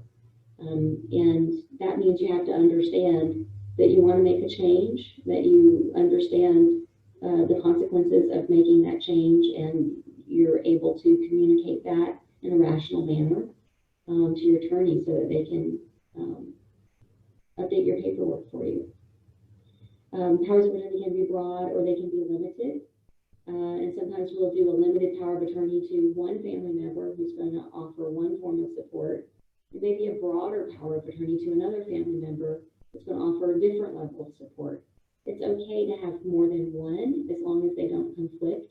It's okay to have them broad or to have them limited to specific types of actions. And powers of attorney are pretty affordable. So when you think about all of the things that can happen as you age, that can be difficult and costly situations, scams and all kinds of things nowadays. When you think about the benefit you get from having terrific powers of attorney versus the cost, it's a no-brainer to go and get these done. So don't delay. Go and spend, and be prepared to invest somewhere between, I would say, $500 and $1,200 for a really nice set of these kinds of papers from an attorney. So what if you don't have powers of attorney and you should have had powers of attorney? What is going to happen in that event? So let's say you have no powers of attorney in place, and our elder client has no capacity to make a new one, right? So maybe they've had a stroke and they can't communicate, and we cannot verify that they have the ability to make decisions or even choose their attorney in fact at this point. And we still need to make all these decisions. We still need to make financial decisions. We need to make healthcare decisions. We need to know what to do with the dog. We need to know what to do with the house. We've got bills to pay. We've got insurance issues. We've got all kinds of things coming at us. And we don't have any tools to do anything to go and handle these things. So what are we going to do? We're going to have to go to court and get a judge put in place something called conservatorship. And conservatorship is it starts with a lawsuit against the person that is no longer has capacity, right? So it's where typically, a child might end up suing a parent in court, and the court removes the right from the parent to make their own decisions and place that decision-making authority in the child, and then the court directs and supervises that child in the conduct of business affairs or health or medical decisions for the parent. So talk about having some external pressures on the whole family group and just trying to take care of a parent. Then all of a sudden you've got a whole court system involved, and the court system telling you, how to proceed, what you can do, what you cannot do, and so forth. It can be expensive. It takes a lot of money to hire attorneys to do that, and there's more than one attorney involved. There's court costs. Sometimes most of the time you have to post a bond that costs money. And then every time the conservator wants to make a decision to, for example, sell a home or reinvest some property, you have to go to court and get permission for that. And every time you do, that costs more money. And then there's an annual accounting to the court, which can be time consuming. And you have to produce every invoice and every check for the court to review. So they're going to look at every transaction that flows through the hands of the conservator every year, and you have to account for that. And if you can't account for it, then the court can hold the conservator liable for that. So it is, in my opinion, a process to be avoided if you can safely avoid it. And having a power of attorney and healthcare power of attorney is a great way to avoid having to get a conservatorship. And it also allows you, as the person making the power of attorney as the principal, it allows you to set the scope of what your attorney in fact is going to be able to do for you, number one, and who that person's going to be. And that gives you the ability to control your future in large part. So why leave that to a judge that doesn't know you, has never met you? Why let them make those decisions? Okay. How do you get powers of attorney?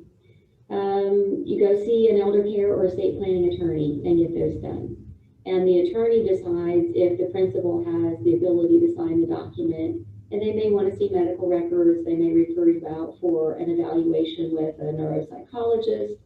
But important for you to know, even if there's a diagnosis of dementia or diagnosis of Alzheimer's or something similar, that does not mean that there cannot be a power of attorney. So let me say that another way. Just because someone has dementia or Alzheimer's disease, they can still do a power of attorney if they have capacity. And that would be determined by the attorney preparing the document. So if you're not sure, find out, inquire, go have a consultation, and then you won't wonder, and you won't have to default over to conservatorship at a later point. So when the attorney is making a decision about capacity, they're looking to see, does the principal understand in a reasonable manner the nature and consequences of the act of giving a power of attorney?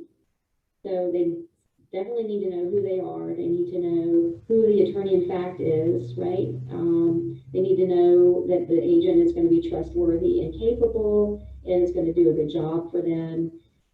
Sometimes you try to be consistent to see, is this going to be the same person that they may have appointed many years ago in a prior document? What role does that agent or attorney in fact play in their life? That's capacity to contract, understanding the nature and consequences of the act itself. What types of powers should a comprehensive power of attorney contain? Well, anything and everything the principal can do for him or herself ought to be reflected somewhere in the four corners of that document.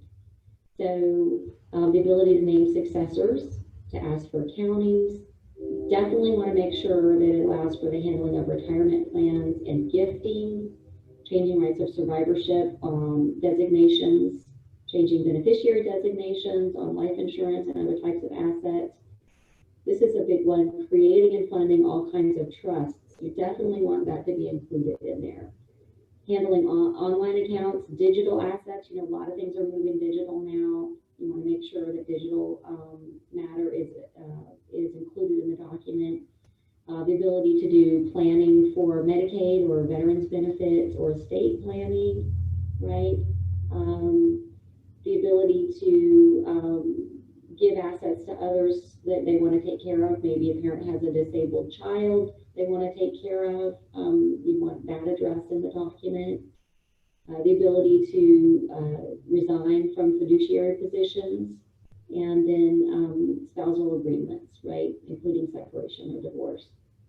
If you've got to have a springing power of attorney, you want to have a release included in the paperwork that says that any physician that's been asked to provide a medical opinion about capacity in order to spring the power of attorney, that the physician has permission to do that, or else you're just caught in like a catch-22 where the physician won't give you the information and the power of attorney won't work until you get the information, and you just get caught in this terrible loop. You want to avoid that. So healthcare powers of attorney are slightly different from durable general powers of attorney in that they deal mostly with personal and medical care decisions and less with finances. So when you nominate an agent under a healthcare durable power of attorney, you're nominating someone to make healthcare decisions for you. And typically that's if you're unable to make those decisions or speak those decisions yourself. You could say even beyond speaking, you could even be communicating, because if you could communicate by, for example, blinking your eyes and you were able to listen and thoroughly understand all the aspects of a decision, you could likely still communicate that decision. And the medical community is going to default to letting the patient make their own decisions as long as possible, as long as it's reasonable. And so we don't see many springing healthcare powers of attorney. The document also provides some instruction to your agent on your preferences about care and caregiving and where you receive your care. And so the agent then has more of a guide in making good long-term decisions for you. What should a comprehensive healthcare power of attorney contain? In the state of Tennessee, it has to include this warning to a person executing this document. And this is a full page of warnings that basically tells the person that this is an important legal document. You should read it thoroughly before you sign it. It gives the person the ability to make healthcare and medical decisions for you. It also gives them the ability to handle the disposition of your remains, your burial and funeral, organ donation, and authorize an autopsy for you, that you can revoke it at any time. So it's an important warning. We include that in our paperwork. It needs to be HIPAA compliant because HIPAA is our federal privacy law that governs the disclosure of healthcare and health-related information, and needs to absolutely meet those requirements or it's not going to work. I would suggest that you have the number of people as decision makers in a list, a tiered list of maybe 1, 2, 3, 4. If you have 4 wonderful and talented children to be your decision makers, list all of them and list the one first that's the best decision maker that most is inclined for that role, not necessarily the oldest first. So you want someone in there that's going to be a really good advocate for you, ask good hard questions and stand up for you if you're in a healthcare situation. This person, and when you do a comprehensive healthcare power of attorney, you're also going to address things like life support, tube feeding, IV feeding, discontinuance of medical devices like pacemakers and those kinds of devices. You can designate your primary care physician so people know where you've been going and who you've been seeing. If you are a woman of childbearing age, you want to address pregnancy. If you were to become incapacitated during pregnancy, you would probably want life support to continue until that child could be delivered. So those provisions are typically in powers of attorney for women of childbearing age. And then there's a reference to any additional instructions that might be available to your healthcare agent. In our office, we do the Your Way book. I've seen the 5 wishes quite often. Then there's also Living Wills and Advanced Care Plans that can really help fill in some of the gaps where the healthcare agent doesn't have quite as much knowledge about what you might personally have wanted, and they can make better decisions with you when they have more information. It's also a good place to address any religious or spiritual preferences that you might have.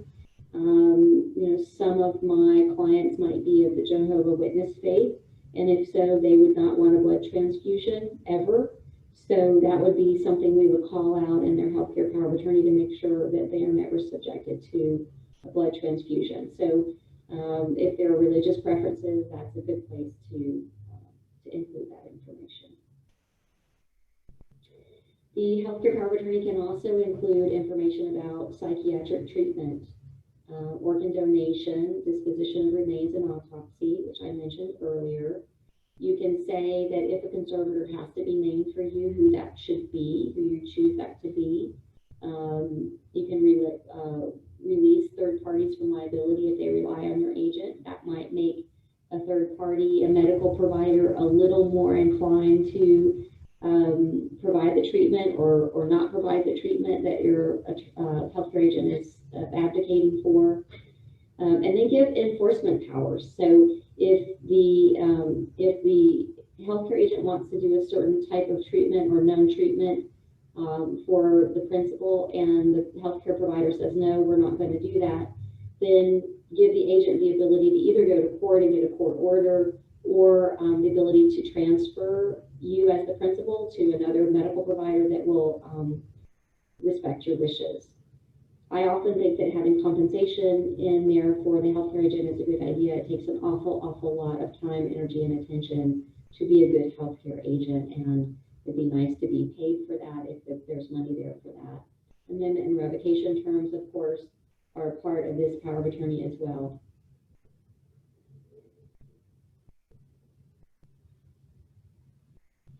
Okay, common misperceptions about durable powers of attorney. Oh, I have one, they're all the same. That's not true, right? They're not all the same. They're very different, and it really depends on what language is included in that document. They're not all durable. Remember, you've got to have that paragraph in there that says, I intend for this to withstand my incapacity or disability. So just because it says durable doesn't mean it's durable. And that they all grant the principal the ability to do whatever the principal wants to do. That's not true either, right? You can't do just whatever you want to do. You have to do what the document allows you to do, and then you have to make those decisions in the best interest of the principal. It does not prevent the principal from acting. It doesn't take anything away from the principal. The principal can still do how he or she pleases, and so sometimes it's not restrictive enough, right? Some people think, well, I'm married, so I don't need one. My husband or my wife can sign for me if needed. That's not true. That's not true. So the only way that a husband or wife can sign for their spouse is as it pertains to non-real estate joint assets. That's the only thing. So that is not a reason, an excuse not to get a power of attorney. You still need a power of attorney if you're married. It is important to note that the power of attorney does not remain effective after death. It does end at death, except for the ability to make disposition of remains arrangements post-death under the healthcare power of attorney. And then that any adult can sign one at any time, or that Alzheimer's disease or any other kind of diagnosis might prevent getting a power of attorney. So you have to have capacity. And if you have capacity, as an attorney might determine that, then it doesn't matter what your diagnosis is, right? You can sign one. And even if you don't have a diagnosis, but if you don't have capacity, you can't sign one. It's really a capacity inquiry, not a disease or diagnosis specific inquiry. Pitfalls concerning powers of attorney.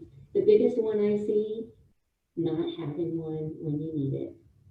So you have to have them before the crisis happens.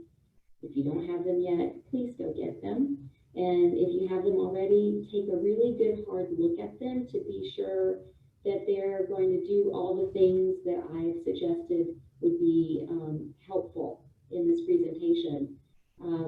If you have them, that you did them yourself, or you copied them from a friend, or you got them off the internet, be very careful. They may or may not work when you need them to. Why would you put something so important in a situation where you're not being careful about how it's being prepared? So be very, very careful and err on the side of being conservative here and making the investment in something that's really going to work for you. I see people that don't execute them properly, they're not notarized properly, they're not witnessed properly, they don't read them, don't know what they contain. They just think, well, it's a power of attorney, you can go do whatever you need to do, and then they learn they can't. You can always record them in the original county's office where you reside, like where the principal resides, and that's notice to the world that the attorney-in-fact has been appointed and may be acting. Other pitfalls: not being able to spring one that needs to be sprung because we can't get the necessary medical information from the physician.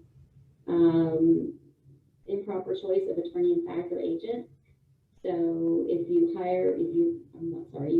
nominate someone to be in that position, and then they turn out not to be trustworthy, and they're stealing from you or taking advantage or exploiting, then that's a pitfall. You really need to name people that are beyond reproach when it comes to being honorable and trustworthy. And then oftentimes we see, well, maybe powers of attorney have been in place for a long time, and right now sister has power of attorney, but brother's not happy with the way sister's been doing things, and so brother takes mom to an attorney and has a power of attorney drawn up in favor of brother, and now we have two, and which one is the one that's the real one? And unfortunately, in those circumstances, oftentimes what happens is we end up having to go conservatorship route, getting the court involved to help resolve any disputes about which power of attorney is the power of attorney that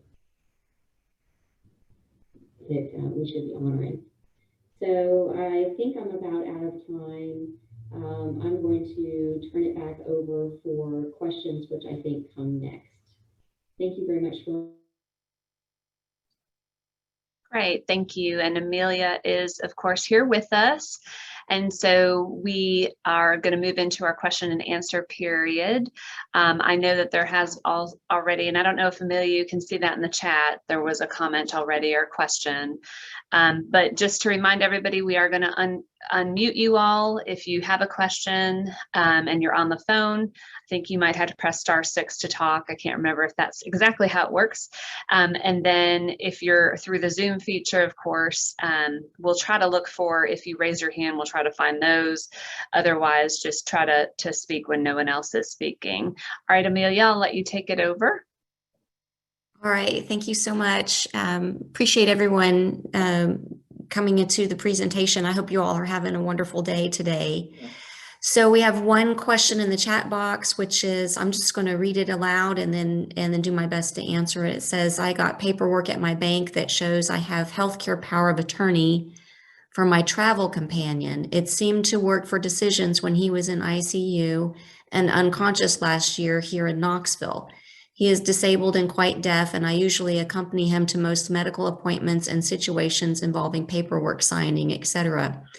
The question is, what does the term surrogate mean? And I have no idea what this paperwork is that you received at your bank, so that's really interesting. There are some forms that you can get online, and it's possible that the bank handed you one of these forms that is prepared by the Department of Health here in Tennessee.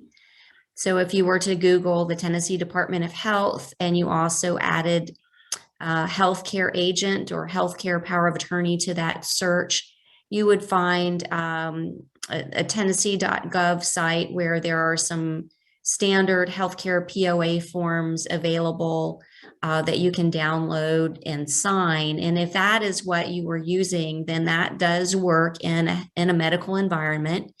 If it is properly signed and either witnessed by two witnesses or notarized. It does not have to be both witnessed and notarized. So possibly that is what that paperwork was that was provided and has been so useful and helpful for this gentleman. But the term surrogate is something different than that. We have a surrogate decision-making law in Tennessee under our Healthcare Powers Act, and the surrogate decision maker is a person that is identified in a medical facility like a hospital. The person that identifies the surrogate is the treating physician, and the treating physician is tasked with determining who is present and concerned about the patient that is able to make healthcare decisions. And once this physician makes that determination, he or she signs some paperwork called the appointment of a surrogate decision maker.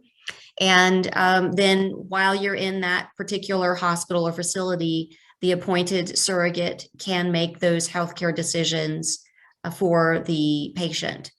So surrogates are appointed in situations where a power of attorney doesn't exist and a conservatorship doesn't exist, and is sort of like an emergency stopgap procedure that can be very useful at times. In my view, it's really a short-term option and can be great for the moment, but is not necessarily something that should be relied upon over a longer period of time. I think it's difficult to go maybe from one hospital to another hospital, to a doctor's office, to a rehab center, to a therapy company using a surrogate decision-making form. It's more like it's good for the moment and it's better than nothing. But, number one, you're allowing someone who really doesn't know you or know much about your life to make that a very important appointment. So that raises questions in my mind. Does this physician really know you and know who's the best person to make those decisions? And then it's not very portable. So it's not necessarily going to work when you get transferred to another facility. You'll have to have a physician at that facility appoint someone, quite possibly. So great for a short term, not necessarily a good long-term fix. That's the only question I see in the chat box. You want to wait a few minutes and see if there are any more questions? Yes, I know we have several that are calling in on the phone line. So again, if you have a question for Amelia, if you'd like to press *6 to talk.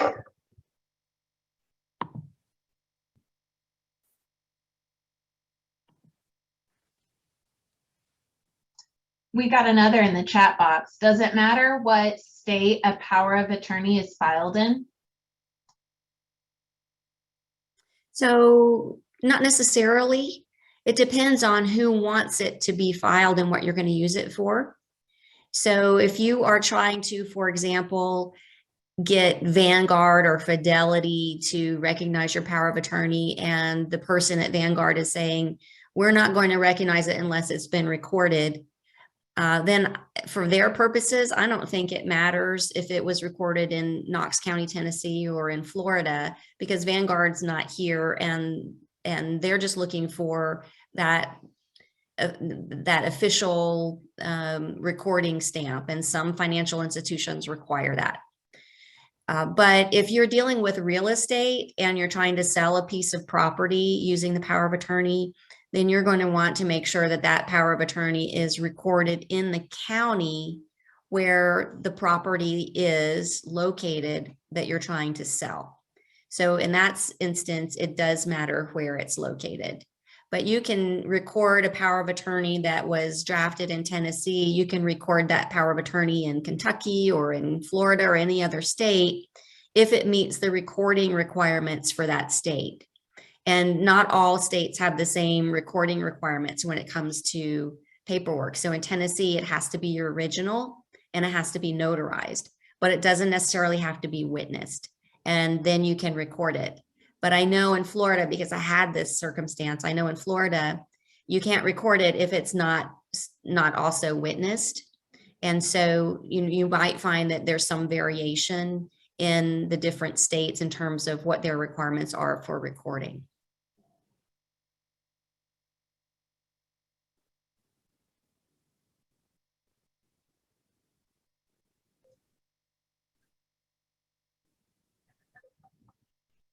I just want, can you re-emphasize, I know you said it during the presentation, as far as when you should get a power of attorney? Oh, yeah. Like, well before.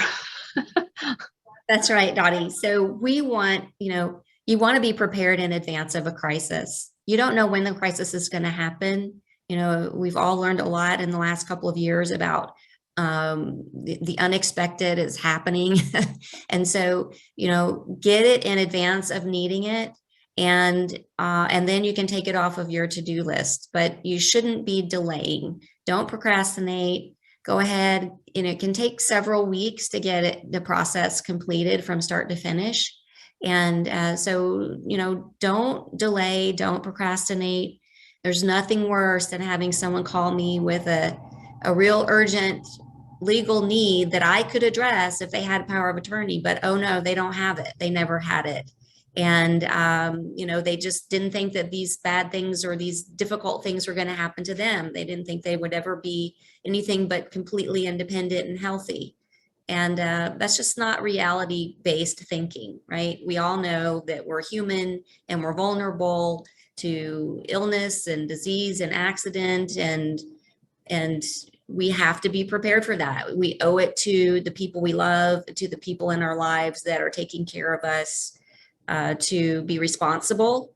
And part of being responsible is having a powers of attorney drafted so that in the case of an urgent situation or a crisis situation, an illness or diagnosis, you've got the tools you need so that people can help you and help you efficiently and not be really frustrated and without resources to help you. So please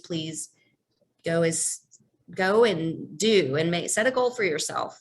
Set a goal that you're going to get this done before the end of the year, or set a goal that you're going to get this done before spring break of next year. But put it high on your list. There can't be anything more important than having good, powerful powers of attorney, right? Good, comprehensive ones that do all the things they need to do, will last for many, many years in terms of being effective and helpful, and then giving the people that love you the tools they need to fulfill their role.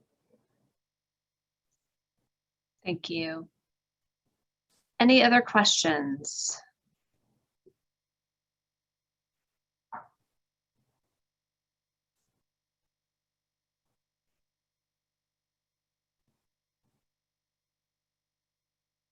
Okay. Well, Amelia, I want to thank you so much for being here today and for sharing your expertise with us. I completely 100% agree that the power of attorney and getting your documents together is very, very important for anyone, any age. So thank you so much. We appreciate it. If anybody has questions further of Amelia, you can reach out to her at the Elder Law of East Tennessee office. I know she shared that slide earlier for those who could see that, but definitely. So thank you, Amelia. We appreciate your time today. I was glad to do it, and thanks for the opportunity to communicate with your attendees today. I hope you all have a really wonderful rest of the day with your conference. I know it's super valuable information, and good for you for taking the time to attend, and thanks for having me. Thank you so much. Bye-bye. Well, we are at the point in our agenda where we are going to take a short break, but don't go far because you don't want to miss our next two presenters. We will take a short break. We will be resuming promptly at 1 p.m. So feel free to stay logged on, stay on the phone, whatever you need to do. Just go take a break, get a lunch if you need to, and do what you need. But we will be starting back with Dr. Perrion at 1 o'clock with tools to manage your mental health, followed at 2 with Heather Micah, who's going to talk about Medicare and Social Security updates. So please come back and join us at 1 o'clock. We'll see you shortly.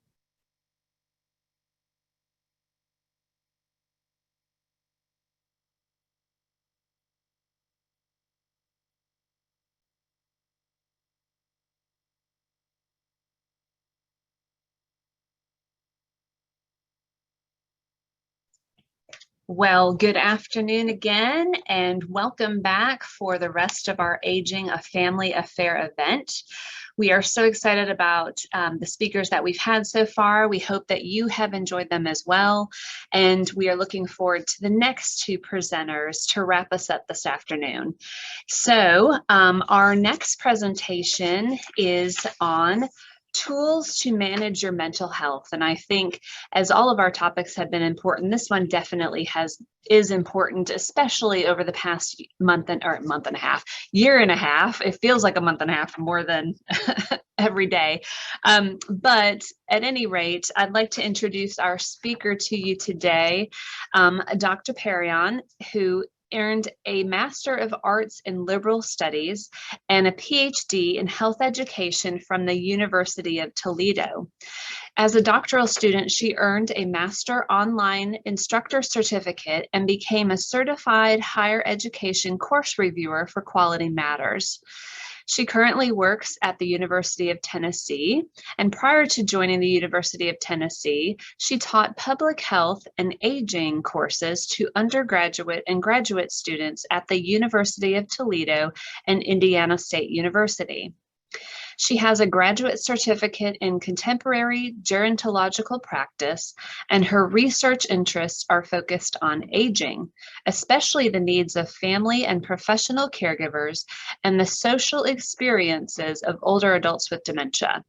She has studied the importance of friendship among older adults with dementia and was awarded a pilot research project grant to study the experiences of adolescents who provide caregiving support for family members with dementia. And currently, Dr. Perrion is investigating a multi-sensory technology designed to deliver engagement opportunities for older adults with moderate or severe dementia. We'd like to welcome Dr. Perrion, and I know we're going to move into her presentation.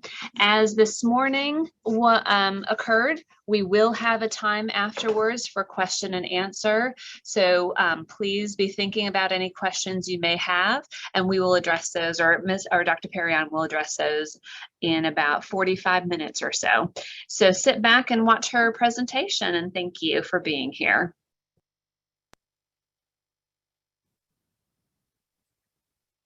Thank you very much. So today I'm going to talk to you about tools to manage your mental health. First, I just want to tell you a little bit about myself in relation to our discussion today. I'm a new assistant professor of practice at the University of Tennessee, Knoxville. I started July 1st, and even though I work at the University of Tennessee, Knoxville, an interesting fact about myself is I live right here. And so the point of reference is Michigan, and I live right at the Michigan-Ohio state border. I have a graduate certificate in contemporary gerontological practice. My primary area of research is dementia, and more specifically, the social aspects of dementia. So I'm really interested in the social lives of people who have dementia and their caregivers. I have a PhD in health education from the University of Toledo, and I'm a certified health education specialist. I teach classes related to public health and aging, primarily online. So a little bit about myself.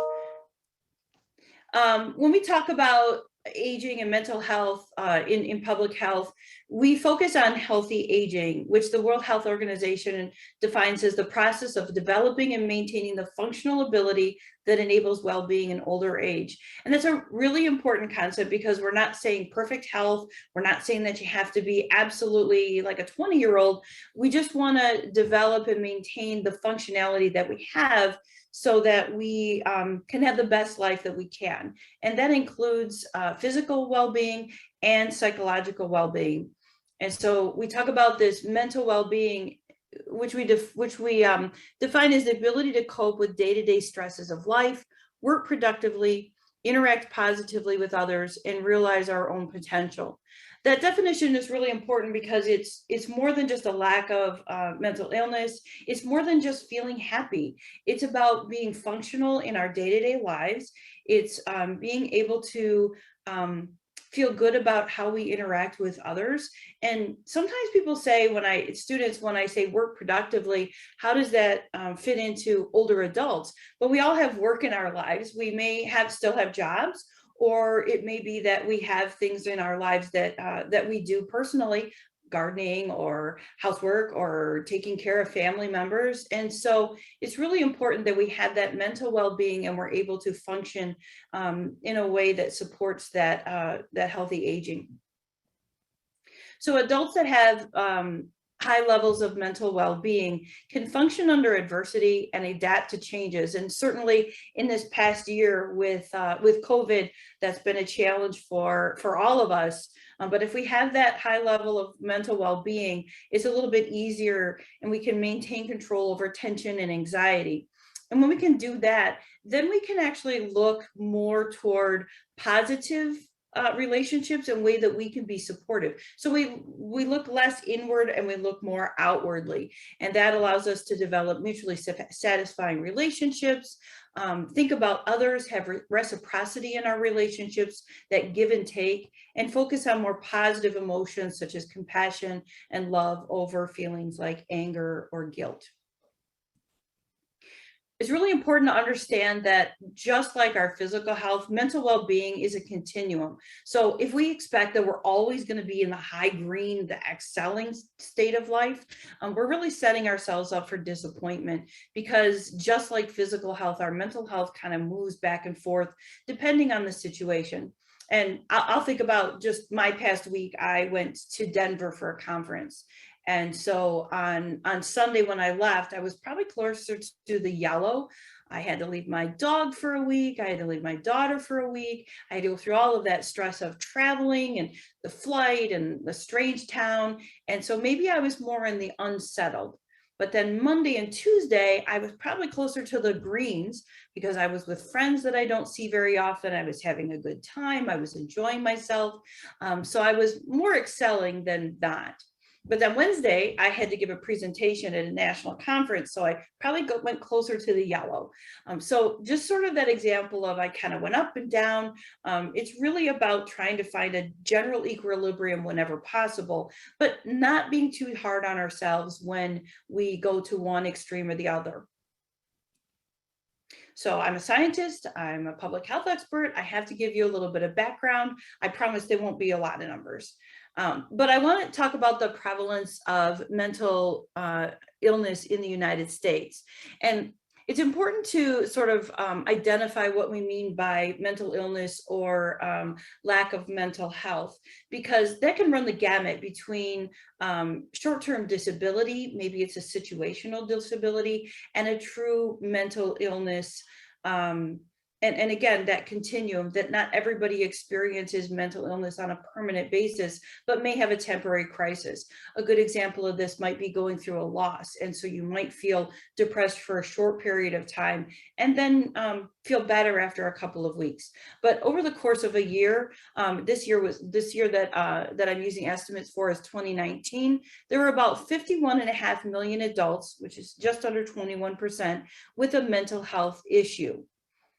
Now, of those 51.5 million adults, about 23 million adults, just less than half, sought help or treatment. We define help or treatment as either inpatient or outpatient treatment or counseling, or prescribing and using a prescription drug. So we see that of that 21% of adults who have a mental health issue, less than half seek help. And 9.5 million adults, or about 8%, experienced a co-occurring substance abuse disorder with mental illness. That's common for self-medicating adults, but there's also a tendency sometimes with more severe mental health problems to have that comorbidity of substance abuse as well. There are gender differences. Generally, it's mental health issues are diagnosed more among females than males. We see 24.5% in 2019 for females, compared to 16.3% for males. Now, there's a question there, because is it really that females are more likely to have a mental health issue, or is it that females are more likely to seek help and be diagnosed with men, which is really what we think is the case. And we noticed that with the help seeking differences, women, about half of women seek help, whereas less than half, not even 40% of males seek help. So this really relates to a lot of different factors. An area of interest to me is elder suicide. And we do find that men complete suicide much more frequently than women. In fact, older adult white males have the highest level of suicide completion, not just in the US, but globally. There are a lot of different reasons for that, but one reason is that men are much less likely to admit help when it comes to mental health issues. And that really points to stigma. It's a lot easier for us to say that we're sick than to say that we have depression, as the cartoon shows. It's a lot easier for us to just go, I'm fine, and pretend when it comes to a mental health issue than it does, say, having a fever or being physically sick. And it's really important that we try to end this stigma among all age groups. I like to refer to mental health more as brain health, because the brain is really part of our body, just like any other part. And when it needs medication or it needs some sort of a modality to get better, somehow we treat that differently than if we need to have physical therapy for our knee. But the reality is both are illnesses and both are highly treatable if we seek help. There's actually a connection between our mental health and our physical health, and we can see these effects across the lifespan, all age groups, among all ethnic, racial, cultural groups, and every socioeconomic level. So it really doesn't matter what group we study, we find that there is a relationship between mental health and physical health. And in fact, that comorbidity is the leading cause of premature death globally. So here are some examples of some relationships between mental health and physical health. So individuals with a mental illness are much more likely to have high blood pressure. They're more likely to smoke. And probably as a result of smoking as much as the mental illness, they're more likely to have heart disease, diabetes, obesity, and asthma. So we can see that there's this relationship between mental health and physical health. There's also a financial connection. Mental health issues are the leading cause of disability worldwide, and in the United States, it's associated with $100 billion worth of direct and indirect costs, and that's excluding the cost of research. So it's very costly to us as a society. Now, what I'd like to do is talk about aging and mental health, because there are some factors of aging that can contribute to our mental health, both positively and negatively. First of all, there's the physical changes that come with aging. So we know that our bodies change.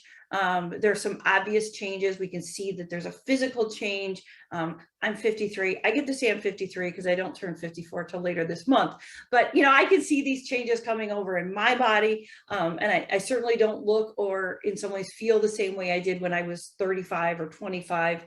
The other changes that come with aging are changes in our eyesight and our senses. We have slower response times. Sometimes it takes us longer to do things, or we have lower levels of stamina. My husband is 59, and definitely it takes him longer to do yard work than it used to. So we see those changes, and sometimes especially, you think it might be especially with women because of the obvious physical changes that you can see, but it can be especially difficult on men because they see that as a changing in their masculinity. Again, sort of relates to that concept of elder suicide and changes in perception.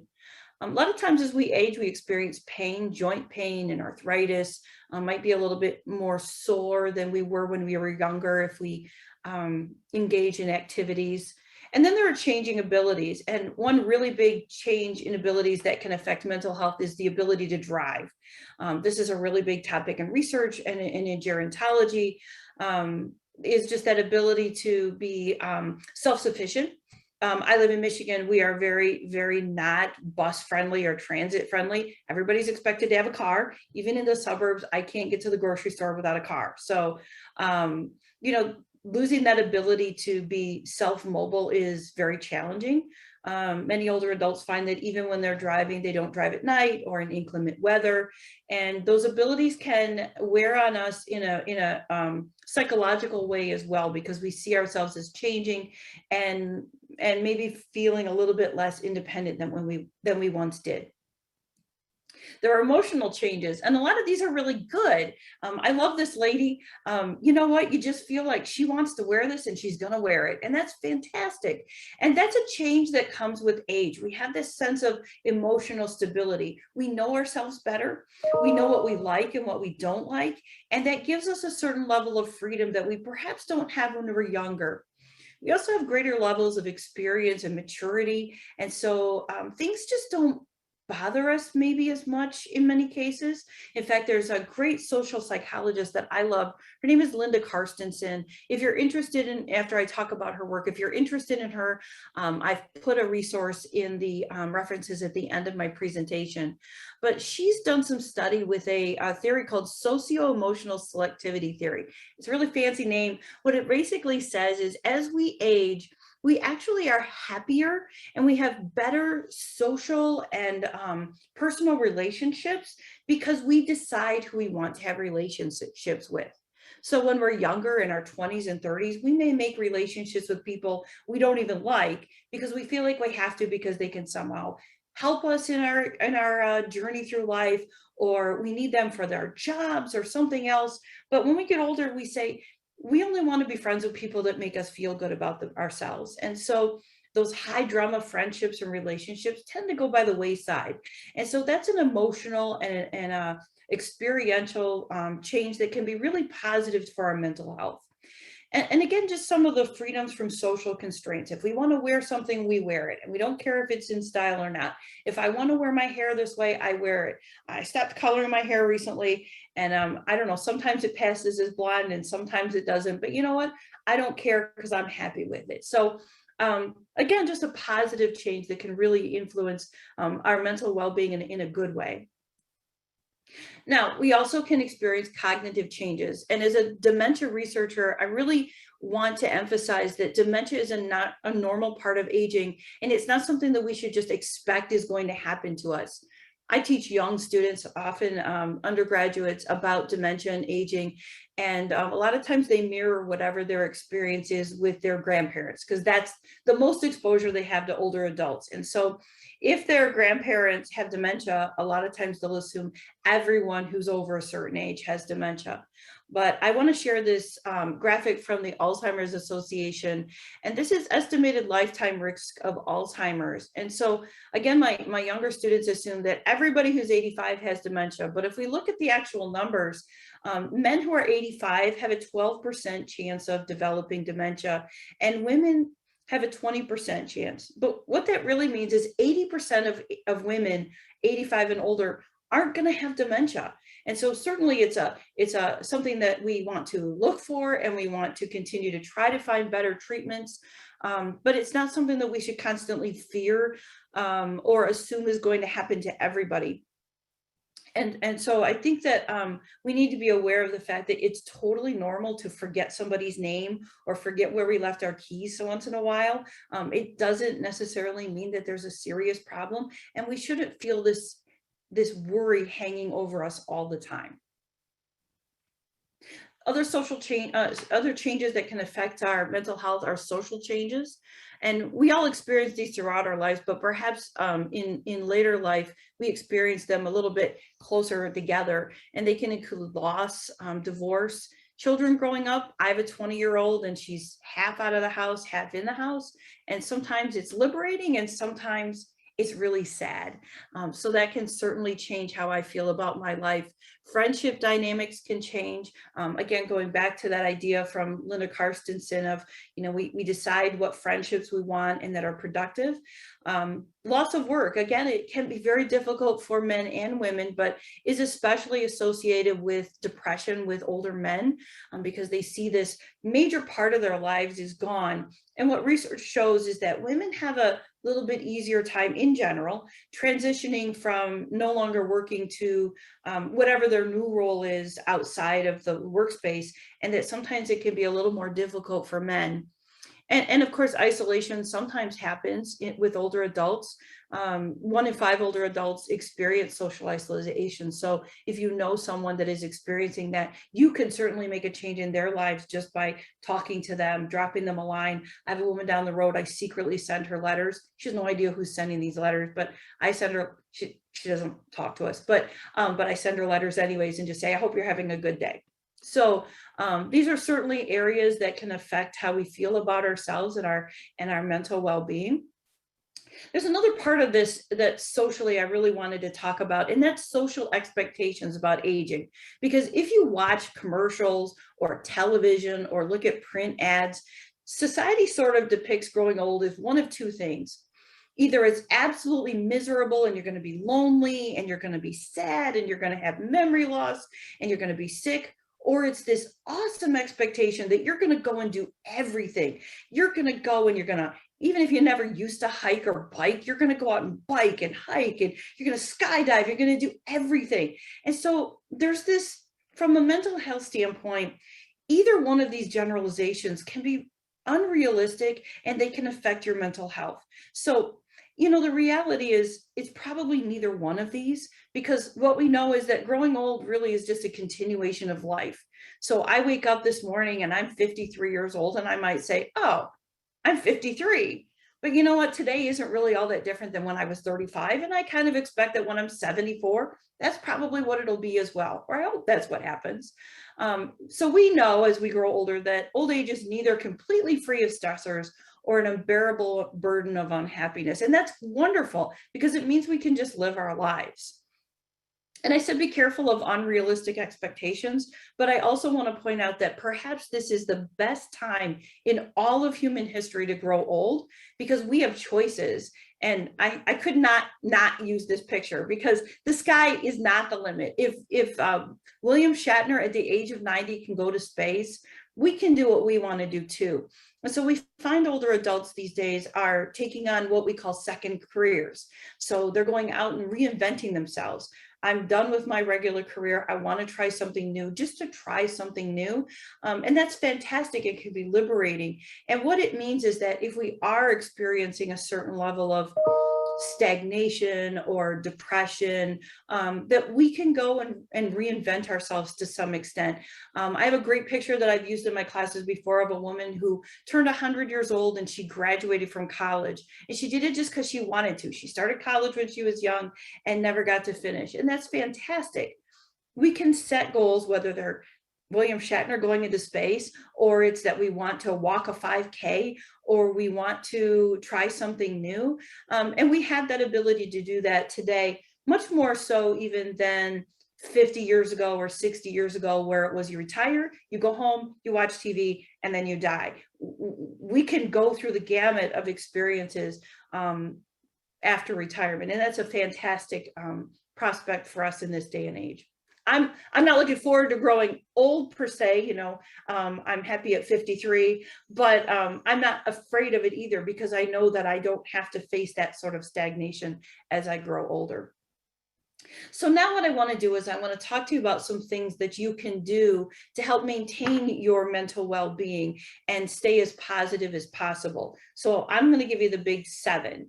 And these are the 7 things that you can do to help maintain optimal psychological well-being and feeling good about yourself. So the first one is social connection, and social connection is whatever you define it as being. So if you find great satisfaction in going to church or temple, that's a fantastic way to maintain social connection. That's great. You can do it through family members, through friendships. We learned this past almost 2 years, you can do it remotely even, so you don't have to be in front of somebody to have a connection. But just keeping that connection and feeling like you're still part of society is very important. And there are many opportunities to do that through your Office on Aging, through senior centers, through your church, through your family, but definitely try to find a way to stay socially connected. Stay active. And this, again, just like the social connectedness, really depends on your interests and your personal abilities where you are right now. Not everybody can run a 5K. I can't run a 5K. I have bad knees. But I can certainly walk every day, and I do walk every day. My husband and I get up and we walk every morning for an hour. And you know, there is a lot of research out there that says that the benefits of walking are equally as good as running, because you're out there and you're moving, and whether you walk a mile or you run a mile, you're still out there and you're moving and you're getting your heart rate up. You don't need fancy equipment. You could certainly join a Y, or you can go to, I know you have a youth center that you can use. But again, even just getting out and walking your dog or moving around is a positive thing, and will help you mentally and physically. Staying active is a really positive thing as well, because as you age, there's more risk of falls. Slip, trips, and falls are a very serious thing in aging. And so the more mobile you are, the better your gait is, the better your balance is, the less likely you are to fall. So just another plug for staying active for your own well-being. The third one is managing stress. And this can be a challenge for all of us, is learning how to handle stress and not letting it overtake our lives. For older adults, some common stressors are caregiving responsibilities. Like this again is an area that I research, is caregiving. I've researched adolescents who are dementia caregivers, and that's really interesting. And they are far less stressful than older adults when it comes to dementia caregiving. But that's a big responsibility, and it can be very stressful. Financial issues, physical changes, as we discussed, and changing social and family roles can all cause stresses in our lives. So we need to learn how to recognize stress, first of all. And so these are the big signs of stress: headaches and back pain, indigestion, heart palpitations, poor concentration, indecisiveness, crying, irritability, and edginess. Now, you can recognize most likely stress in yourself, but the big reason why I wanted to give you this list is you may be a caregiver of someone else who can't express their feelings of stress. And I'll go back to my particular area of concentration, and that's dementia. Someone who has moderate to severe dementia is not going to walk up to you and say, "I'm feeling really stressed today." But what they may do is feel irritable or edgy. You might notice that.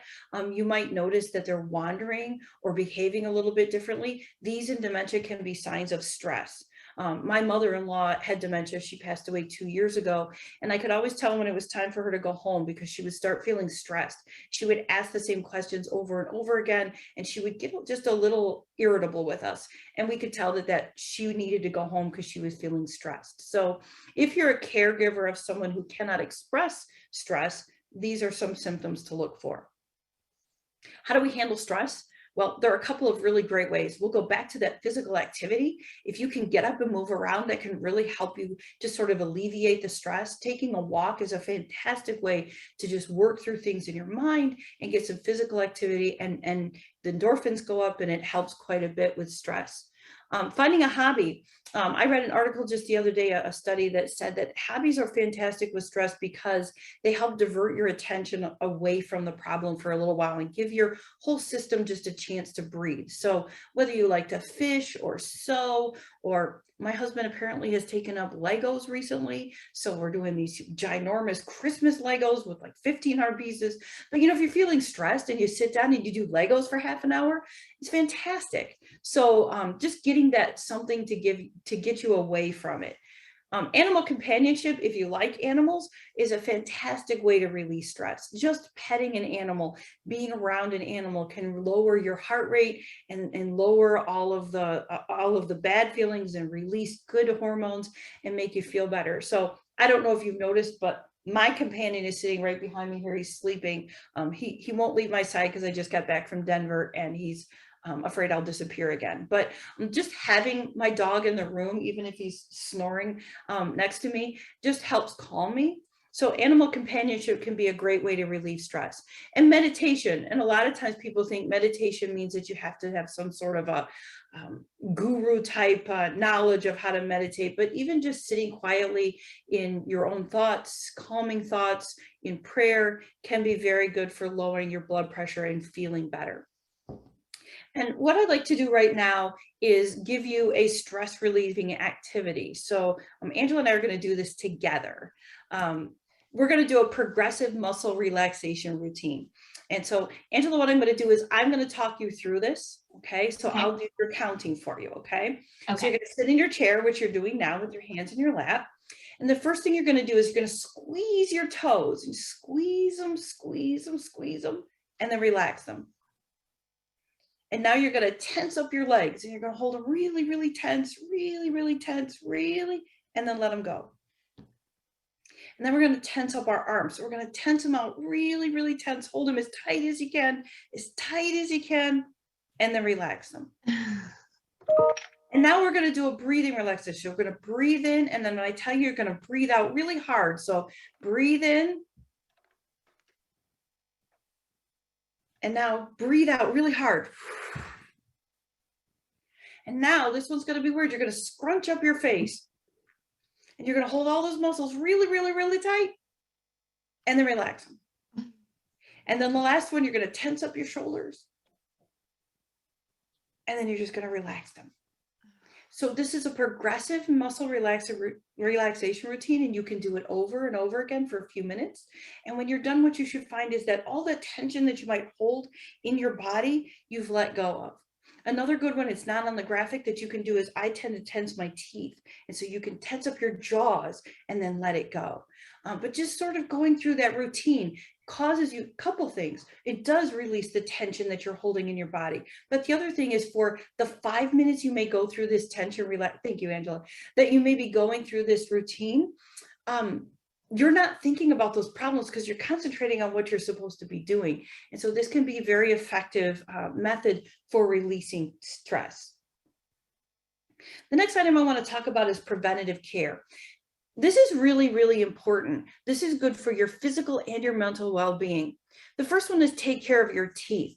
If you're diabetic, there is a direct relationship between the health of your teeth and your overall health, and it goes both ways. So if you don't take care of your teeth, you're less likely to be able to control your glucose levels.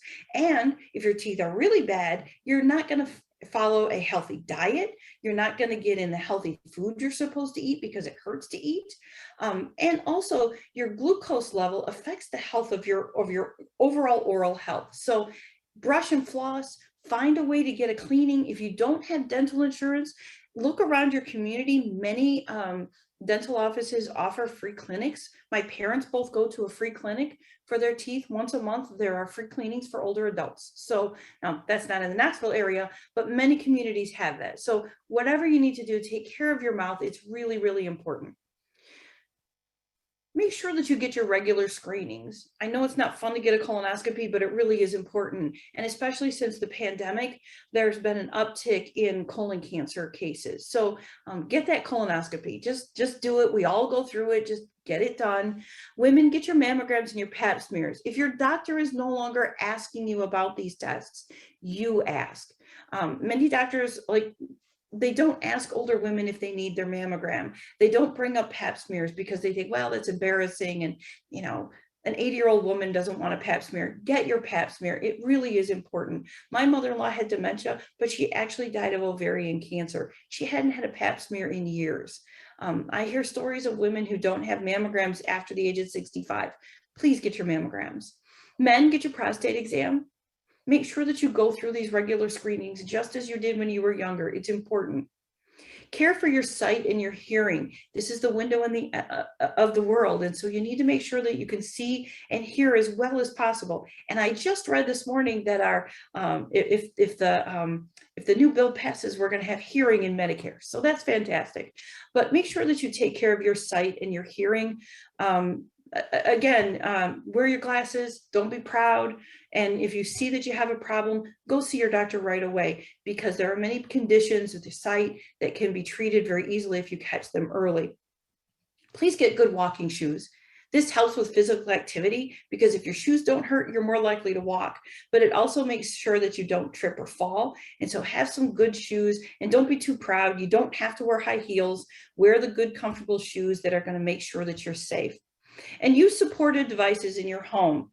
My husband works for a nonprofit organization that takes care of people with disabilities. And many people don't want to put the lifts by their toilets, or they don't want to use a cane, or they have rugs on the floor that they don't want to lift. But make sure that your home is as safe as possible, and use supportive devices if necessary to maintain your physical well-being, because honestly, breaking your leg and sitting in a chair for 6 weeks will not be good for your mental health either. So these are just some things that will help you both physically and mentally.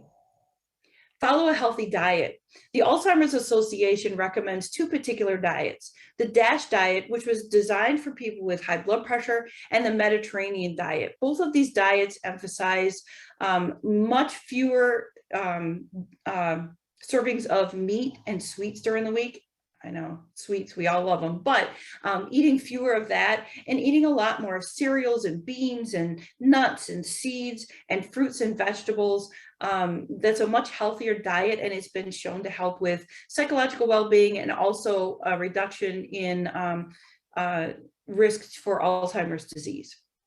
The great thing about these 2 diets is that they're very well published. So you can go to the library and get a book on either one of these diets. You can look online, and there are recipes all over the place for the DASH diet and the Mediterranean diet, and they're very similar, so you can mix and match. But try to eat healthy. You know, eating a lot of sugar really isn't good for you physically, and it's also not good for you psychologically, because you get that sugar high and then you come back down, and that's not good for your mental health. Really, really important is sleep hygiene. As we age, we need fewer hours of sleep, but we need good sleep.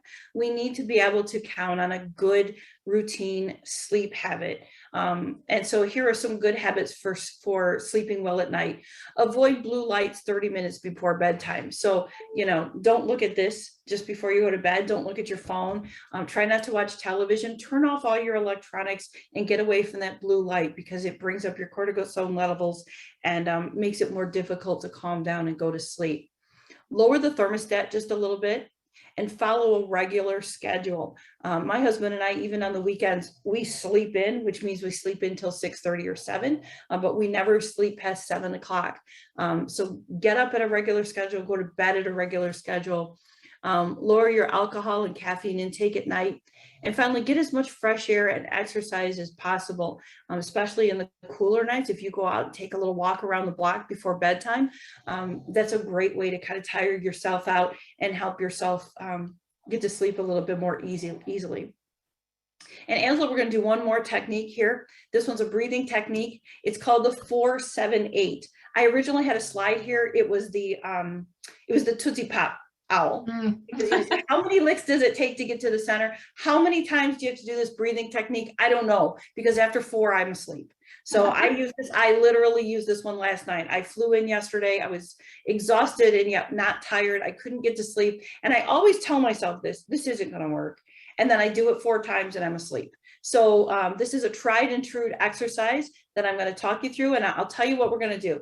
I'm going to talk you through breathing in for 4, and you're going to hold it for 7, and then you're going to exhale for 8 seconds. Okay. And we're going to do this 3 times, and then you're not going to fall asleep on me, because we're only going to do it 3 times.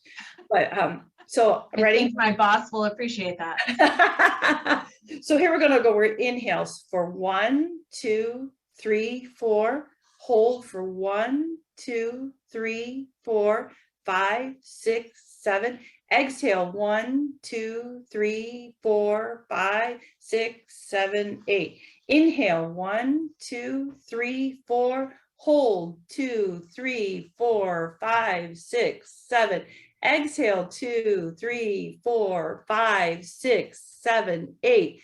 Inhale 1, 2, 3, 4. Exhale 2, 3, 4, 5, 6, 7. I'm sorry, exhale 1, 2, 3, 4, 5, 6, 7, 8. I messed up at the end, but you get the idea. I got it. I would like to go to sleep now. Now, the holding is always the difficult for me, because it feels like 7 is a long time. But then when you exhale, you're pushing everything out. So a couple of things. You're putting all that air into your lungs and you're pushing it back out, which is fantastic. But you know what you're also doing? Think about counting sheep. You're just concentrating on the up and the hold and the down. You know what you're not thinking about? the dog threw up on your carpet earlier today, right? So you're letting all that stuff go and you're focusing on just this breathing. And it really does work. Again, I use it all the time, and I always tell myself, this isn't going to work. I'm too awake. I'm not going to go to sleep. It works every single time. So, and it's easy to remember, 4, 7, 8, you've got it. That's awesome. Thank you. So our next item, you're welcome. Our next item is meaning and purpose. And like many of the things that I've talked about here, it's a personal thing. So what we do to find meaning and purpose in our life is an individualized thing. It might be spending time with your family. It may be donating time to other people. There's this concept in social research called generativity. And what it means is giving back to younger generations.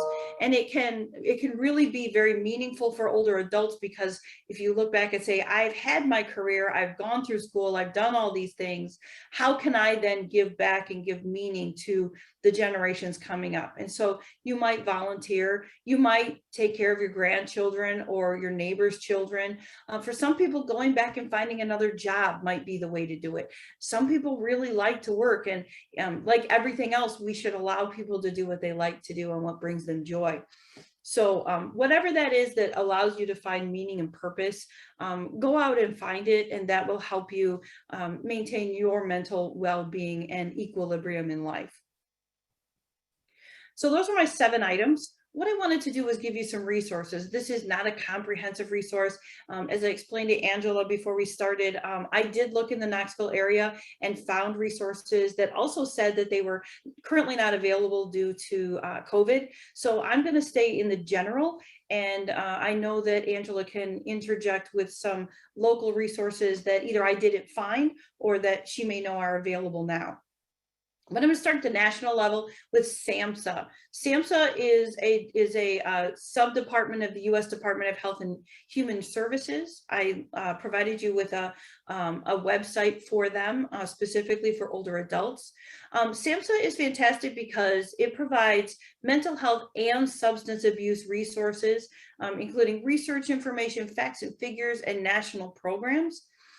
This is really important because mental health is an important issue with older adults, but so is substance abuse. We could spend an entire time just talking about the dangers of sharing prescriptions and just how that can cause serious health problems and substance abuse issues. So SAMHSA is great at the higher level if you're looking for information.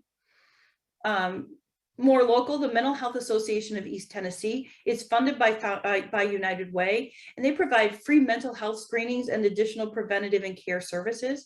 Their website is on the screen and in my references as well. The next one is NAMI. NAMI is a national program with local chapters. You actually have a chapter in Knoxville, and they provide mental health resources. They also have a very strong advocacy for mental health and substance abuse legislation and programs. They often do walks, they do fundraisers, they support all kinds of programs in your community. And equally as important, they have support groups for family members and professionals. So if you are an individual who supports someone with a mental health or a substance abuse issue, they have great support groups for you as well. And their website is here on the screen. We also, with Knox seniors, I just want to throw in here, we have the senior service directory that we publish every 2 years, and you can access that online at knoxseniors.org. But there's a section called mental health services, and we include Contact Care Line. It's a crisis care line, and there's also the National Suicide Prevention Line. The McNabb Center has a stabilization unit and a mobile crisis unit. And then, of course, like Dr. Perrion said, the Mental Health Association of East Tennessee.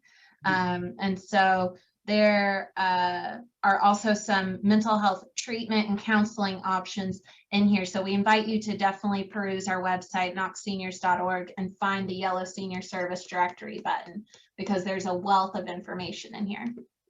Very helpful. Thank you for that.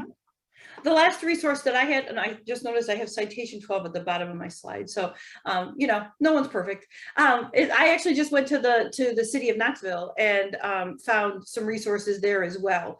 So I put that URL, the website, on the slide as well, because it listed several mental health associations and resources for finding psychotherapists and support groups. So those were my resources. Now, I want to make sure that I say this. If you are in need of immediate help, please call your doctor or 911 for emergency services. You can also go to the nearest hospital emergency room. If you feel that you or someone you love is at risk, you can also call the National Suicide Prevention Lifeline. It's a toll-free number. It's on the screen here, and you can be connected to a trained counselor 24 hours, 7 days a week. So again, if you feel that you are in need of help, please don't feel afraid to ask for help. We need to end the stigma of mental health issues. It's just like anything else. You would not necessarily be afraid to ask your doctor for help if you're diabetic. You should not be afraid to ask for help if you are in distress. There's research that shows that men who commit suicide, the last contact they had was with their family doctor, not with a mental health professional. So your family doctor may not know to ask you if you need assistance. Be aggressive and ask for that help. And on the other side, if someone you know or love says that they're struggling, it's very easy to go, oh, you're fine. Oh, just take a walk. Oh, you have a great life. If someone says to you that they're in crisis and they need assistance, please listen to them and do what you can to help them. As the family member of a person who committed suicide, it can be difficult and it's not something you want to face. But you can be the person that makes the difference. And so please be open to listening to people if they're asking for assistance. And finally, I've provided for you, and I know I sent Angela a list of my references, but at the end of my PowerPoint, I do have a list of references for you. And what I'd like to do is provide you with my contact information at the University of Tennessee and open myself up for any questions that you might have. Wonderful. Thank you so much for that presentation. As we just heard Dr. Perrion say, we are now opening it for questions. If you have a question, especially if you're on the phone, you may need to press *6, but we will open it. You can also put your questions in the chat function if you have that feature on, if you're connected through the webinar feature. So I'll open the floor to questions now.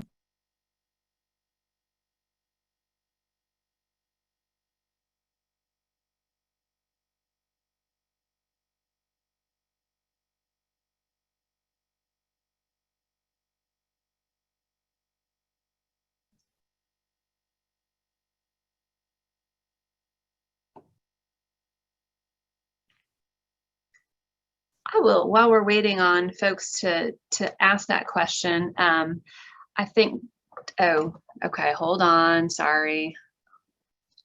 We haven't unmuted you apparently. Thank you.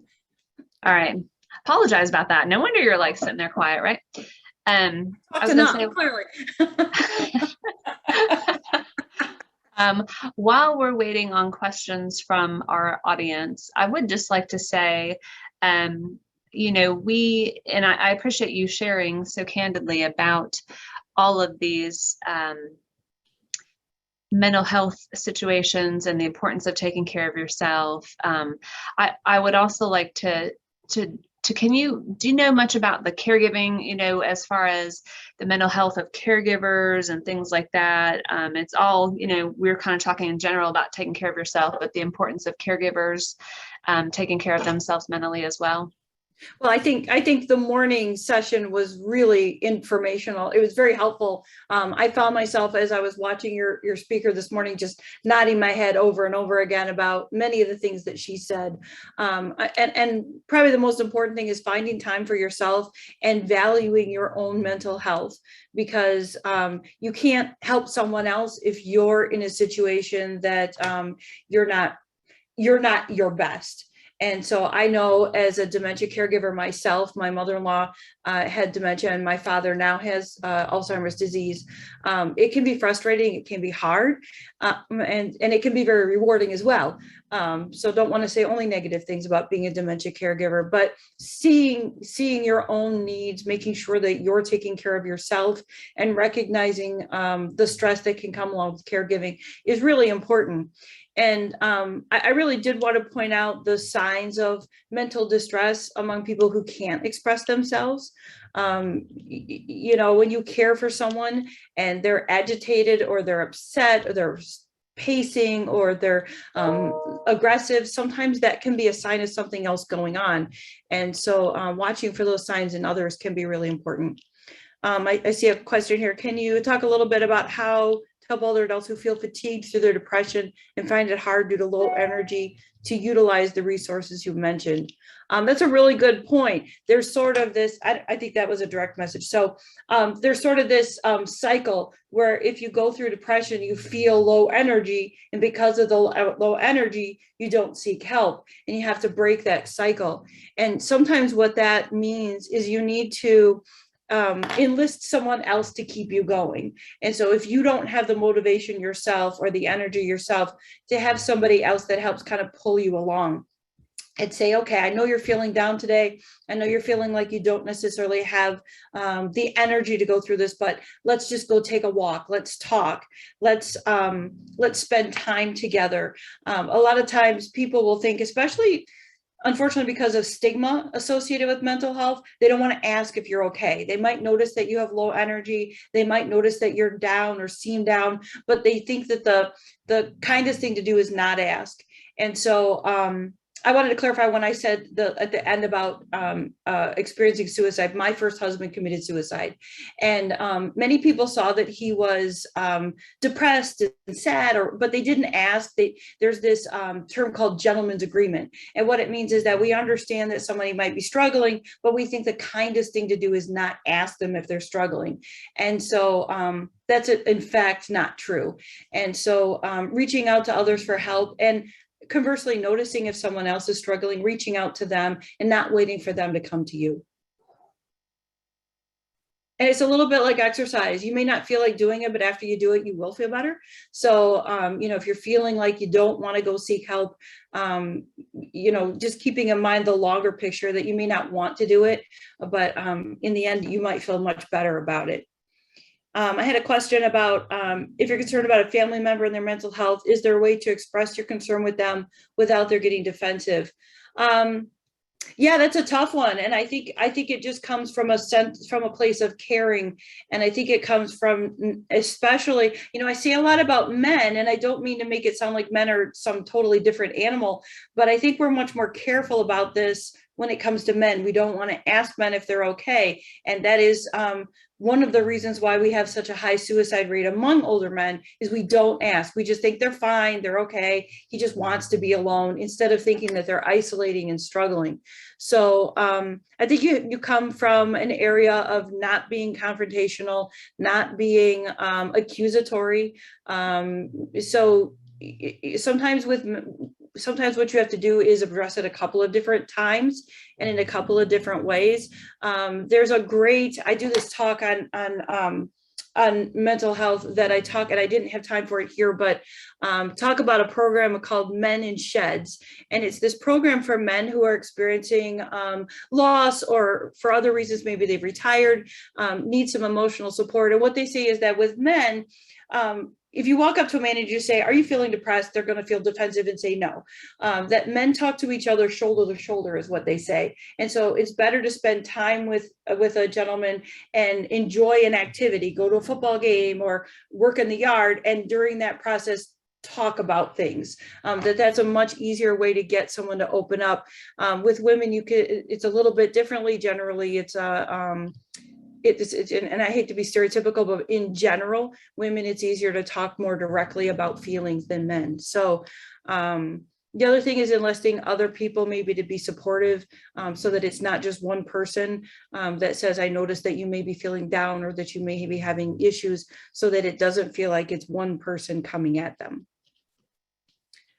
Being afraid of the cost is definitely a concern. Someone said that a friend refuses to seek mental health services because they're afraid of the cost, although they admit they need the help.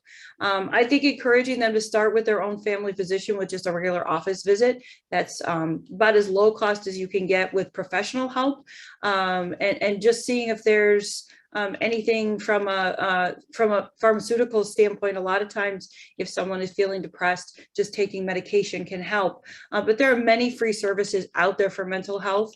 Some of the resources I listed in my talk, NAMI has free services. I'm sure that the book that's offered that was discussed in the presentation offers services. So maybe helping them find some low cost or free solutions would be a good way to go. Yes, Mend and Shed started in Europe. It started in England and has spread to the United States and is growing in popularity. So if you're interested in starting a project, Mend and Shed is you can Google it. It's a fantastic program, and there are some great testimonies to how that works with men in mental health. Just kind of taking away the confrontational one-on-one and just giving men a way to express their needs and their struggles in a way that is more palatable to them.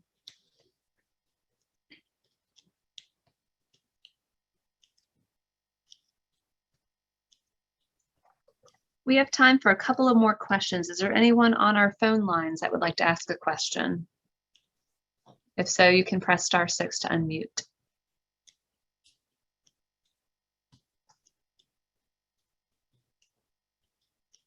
I did want to respond to the comment about having a social network becomes even more important. I would agree.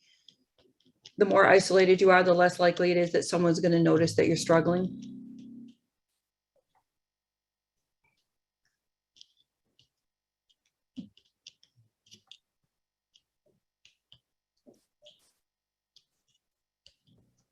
I think you just covered everybody's questions.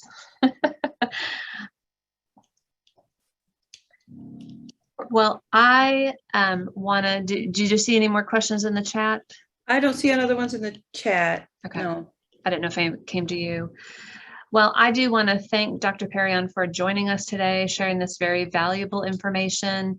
This is really important. I hope you all participated in the little progressive muscle relaxation and breathing techniques. I know I did. I was trying to do all of that as we went through that. So hopefully you found that beneficial. And try that. Just give one a try and see how it works for you. But thank you very much. We appreciate your time and expertise, and thank you so much for being here today. Thank you. Wonderful program. Thank you. Thank you. All right.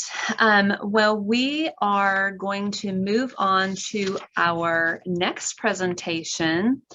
And our last but not least presentation of the day, a very important topic on Medicare and Social Security. And our speaker, Heather Micah, has joined us. And so we're so glad that she's able to be here. Let me tell you a little bit about Heather.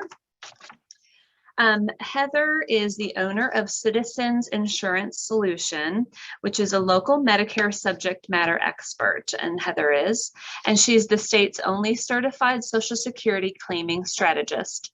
Citizens Insurance Solutions has a team of individuals all over the United States with headquarters right here in East Tennessee.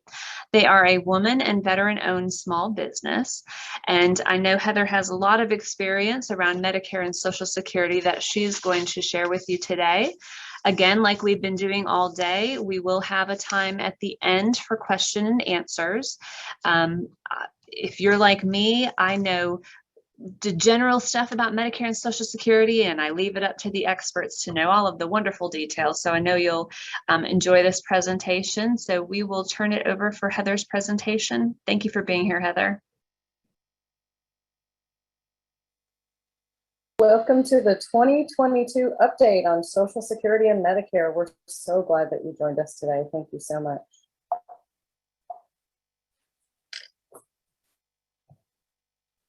I am Heather Micah, and I wanted to share this update with you. I just want to tell you a little bit about myself. I'm the owner of Citizens Insurance Solutions. I have more than 25 years of experience. Believe it or not, it's been 29 years. I just added that up the other day. I'm a Blue Star mom, so let me tell you a little bit about what that means. I have an active duty son, Timothy, who's 23 and is U.S. Navy Air Crew. He's currently stationed at the FBI right now. And I have a daughter, Amanda, and she's 18 with the U.S. Army, stationed in Vilseck, Germany. I'm also a wife to my husband, TJ. He's a combat vet from Desert Storm and the Tellico Village VFW service officer. And I'm a dog mom of Colonel, who's 3. Wonder how he got that name. And Lucy, who's 10. She's a rescue from Maryville. Let me tell you what we're going to talk about today, because obviously we're not just going to talk about me, but we'll talk a little bit about what Citizens Insurance Solutions is and why we do what we do. And then we'll really get into lots of data about Social Security and Medicare and our federal budget and what the state of affairs are. Just a little bit about Citizens Insurance Solutions. What we do is we help people with Medicare health insurance plans, whether it's Advantage, supplements, or drug plans. We help apply for Medicare, Social Security, health insurance for people of all ages, and any budget really for that matter. We also help people plan on when and how to file their Social Security. In fact, I am the Tennessee's only Social Security claiming strategist, which is why I've been honored to share this update with you. We also offer other types of insurance like dental, vision, travel, and cancer, but enough about that. Why do we do what we do? Well, one reason is we care about health, spiritual, emotional, physical, and more. It all ties together. So we very much care about health. We also care about you and your family. So we want to help you and we want to understand what your goals are and help you be the healthiest that you can be. Now, yes, we are great philanthropers and we do support a lot of great causes in our community, but we get paid to help you. So if we are able to help you with insurance, we are paid a commission from the insurance company and you don't pay more to work with us. And the bottom line is we're blessed and we want to bless others. Some causes we support, just to quickly name a few: the Office on Aging, Mobile Meals, CREVA, Medicare Fraud Patrol, the Parkinson's Organization, Lions Club, VFW, Suicide Prevention, and more. All right, so now that we had our commercial, let's really talk about what we're here to talk about, our 2022 Social Security update. The first thing we're going to talk about is the federal budget. Trust funds, we'll be talking about what are the trust funds, and we'll talk about some information about Social Security benefits and the solvency of the Social Security program.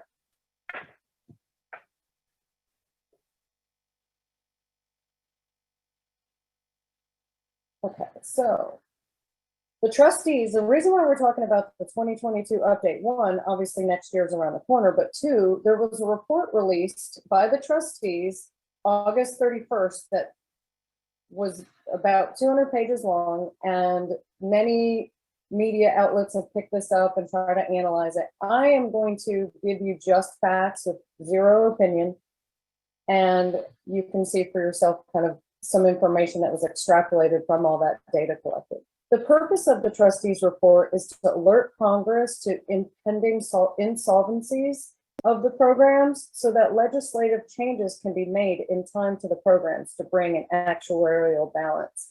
And that just means they want people to be aware of, what's going to happen in the current state. And we believe, I want you to know that we are not believers in kind of like a doomsday type situation. We believe that even though there hasn't been anything passed yet to make any changes to the program to help the solvency, we do believe that as the date draws near, we will have some bipartisan bills that will get passed. So we do believe that.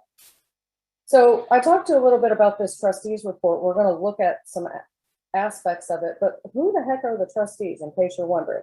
There's 6 trustees, 4 of whom serve by virtue of their positions in the federal government, and that would be the Secretary of Treasury, the Secretary of Labor, the Secretary of Health and Human Services, and the Commissioner of Social Security.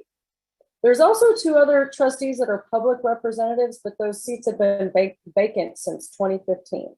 Each year, the trustees report on the status and the fund. Okay, so The funds that we're going to be talking about today are 4 different funds. It's the the OASI fund, which stands for Old Age and Survivor Insurance, and that pays retirement benefits to survivors and retirees with Social Security. Then we're also going to talk about the DI fund, which pays disability benefits. We're going to talk about the Medicare HI fund, which pays for Medicare Part A benefits, and the SMI fund, which pays your Medicare Part B and D benefits.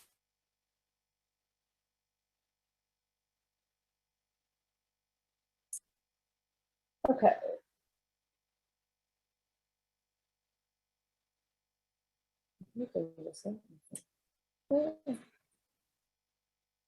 Sorry about that. Okay, here we go.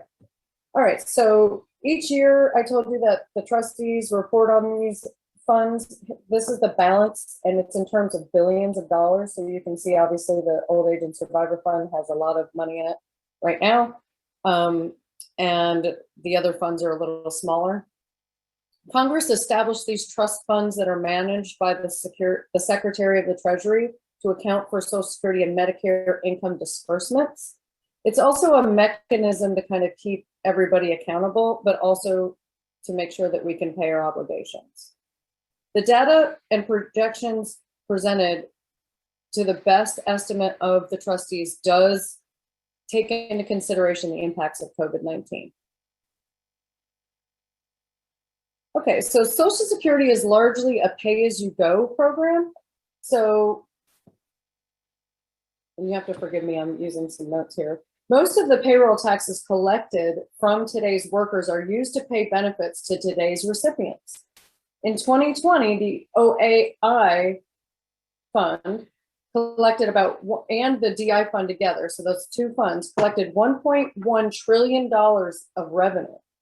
Of that amount, 89.6% was from payroll contributions and reimbursements from the general fund of the Treasury, and 3.6 was from income taxes on Social Security benefits.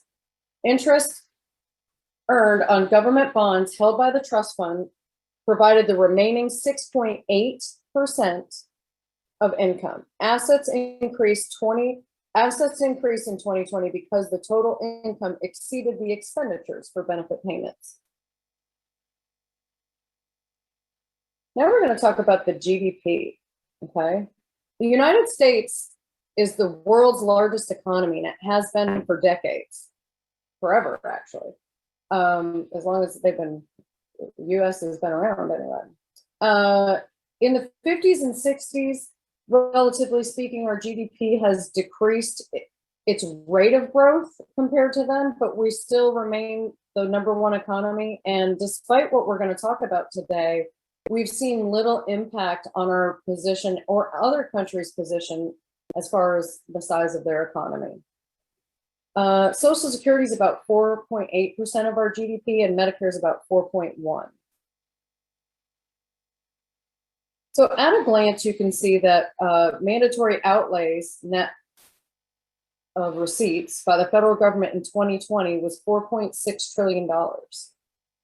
$1.9 trillion is what they outlaid for Social Security and Medicare for 2020. Mandatory outlays, and we're going to talk about mandatory and discretionary spending in our budget, but mandatory outlays in our federal budget represents 21% of our GDP. I already told you about the GDP and what percentage Social Security and Medicare were. We did experience, and if you're on Social Security, you realize this, a 1.3% COLA increase for 2021. We have yet to hear what the 2022 number is. We'll actually hear that in November, and maybe by the time we're doing our Q&A, I'll have that information for you. I have some speculation. We'll see if we go into that later on of what I think it might be and why. But let's just recap money spent by the government in 2020, okay? There was $3.4 trillion of revenues, and we had $6.6 trillion in outlays. 46% or $4.6 trillion was mandatory spending. Mandatory spending is something where Congress basically has to pass it unless there's some kind of underlying law. Discretionary spending is something that's subject to the appropriations process, and Congress has to set a new level each year for that. So mandatory spending simply doesn't need any legislation. It's going to automatically get approved, okay? So you can see our mandatory spending in 2020 was very large, obviously, in our healthcare programs, Medicare, Medicaid. Second to that was Social Security and disability, which is obviously very important programs. And then thirdly was your income security programs that were to help offset the impacts of COVID-19. And we also had the Paycheck Protection Program, which was a part of that. Just one more look at kind of where our revenues came from: payroll taxes, individual income taxes, and then our outlays, Social Security and Medicare and Medicaid obviously being very large parts of that.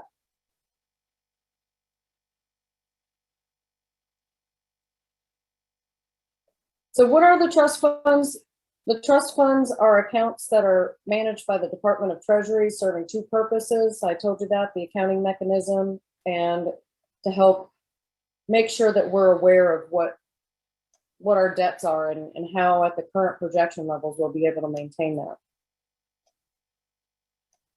How are the funds invested? People always wonder this. By law, income trust funds must be invested on a daily basis in securities guaranteed as both principal and interest by the federal government. All securities held by the trust funds are special issue of the United States Treasury, and such securities are available only to the trust funds. In the past, trust funds have held marketable Treasury securities which are available to the general public, but unlike marketable securities, special issues can be redeemed at any time at face value, so that makes them risk-free. Money to cover the program costs, mainly benefit payments from the trust funds, comes from the redemption or sale of securities held by these trust funds. When special issue securities are redeemed, interest is paid, okay? And sometimes I get the question, like, were assets reserves of the Social Security trust funds ever depleted in the past? And what I've found is the reserves of the largest trust fund, the one that pays survivor and retirement benefits, the OASI fund, was nearly depleted in 1982, but no beneficiary was shortchanged because Congress enacted temporary emergency legislation that permitted borrowing from other trusts, and we were able to pay those trusts back with interest within 4 years. So thankful for that. So just some key takeaways of what we just talked about. I wanted you to know that, yes, there was a significant effect on the program finances due to COVID-19. In fact, we'll look into that a little further when we talk about Medicare in particular, and those trusts, the funds that fund Medicare. But I will say that employment, earnings, interest rates, and our GDP did drop substantially. But again, we're still a world-leading economy, and everybody's position on that chart regarding economy size across the world has remained pretty constant for the most part. We did have an increase in mortality projected through 2023, which is part of the assumptions used when analyzing the trustees' report. I didn't make that assumption, that the government did. Projections show without reform that benefits will only be able to pay 75% of benefits for retirees and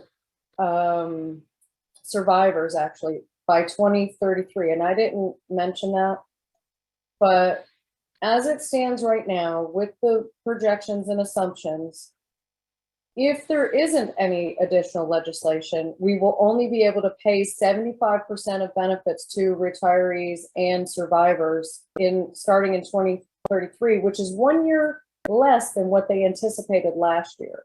And that's due to many factors that we talked about, COVID-19 and, substantial outlays and so forth. Now, people who are on disability, they're funded through that DI fund, and that's fully funded through 2057, at which time it's only projected to to decrease into 91% of benefits payment paid.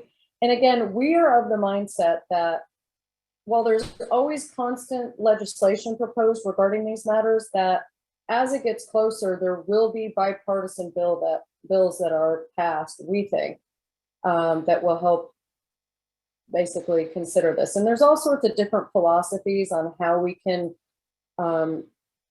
increase the solvency of Social Security, but we're not going to get into that because we're going to be doing so much other data. But I just wanted to mention to you that there were lots of things that people are proposing, but nothing that's actually stayed and been agreed upon. I will say too, one thing to note, I didn't mention this in the slides, but one thing I did note in my research is COVID-19 cut the US life expectancy the most of anything. It actually decreased, according to the data, about 2 years. So we were at about 87 average male or female life expectancy, and it dropped about 2 years because of the impact of COVID-19, which was the largest drop that we've seen since World War II. A couple of takeaways from everything I just talked about. Don't jump on the bandwagon that Social Security is going broke. Be realistic about your future income needs, plan, save, and invest. I mean, that's the most important advice I can say. Just don't jump on that bandwagon. There's a lot of banter out there to kind of scare you into thinking that it's going broke and trying to get you to make some sudden moves, and I don't recommend doing that. In fact, I always recommend that you work with someone on these issues that you can really trust and is an expert in this area. So let's talk a little bit about Social Security benefits.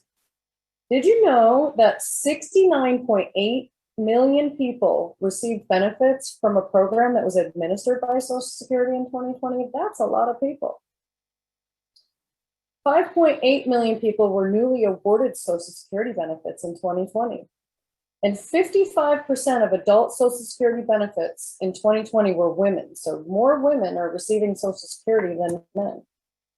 And 55 is the average age of a disabled worker in 2020.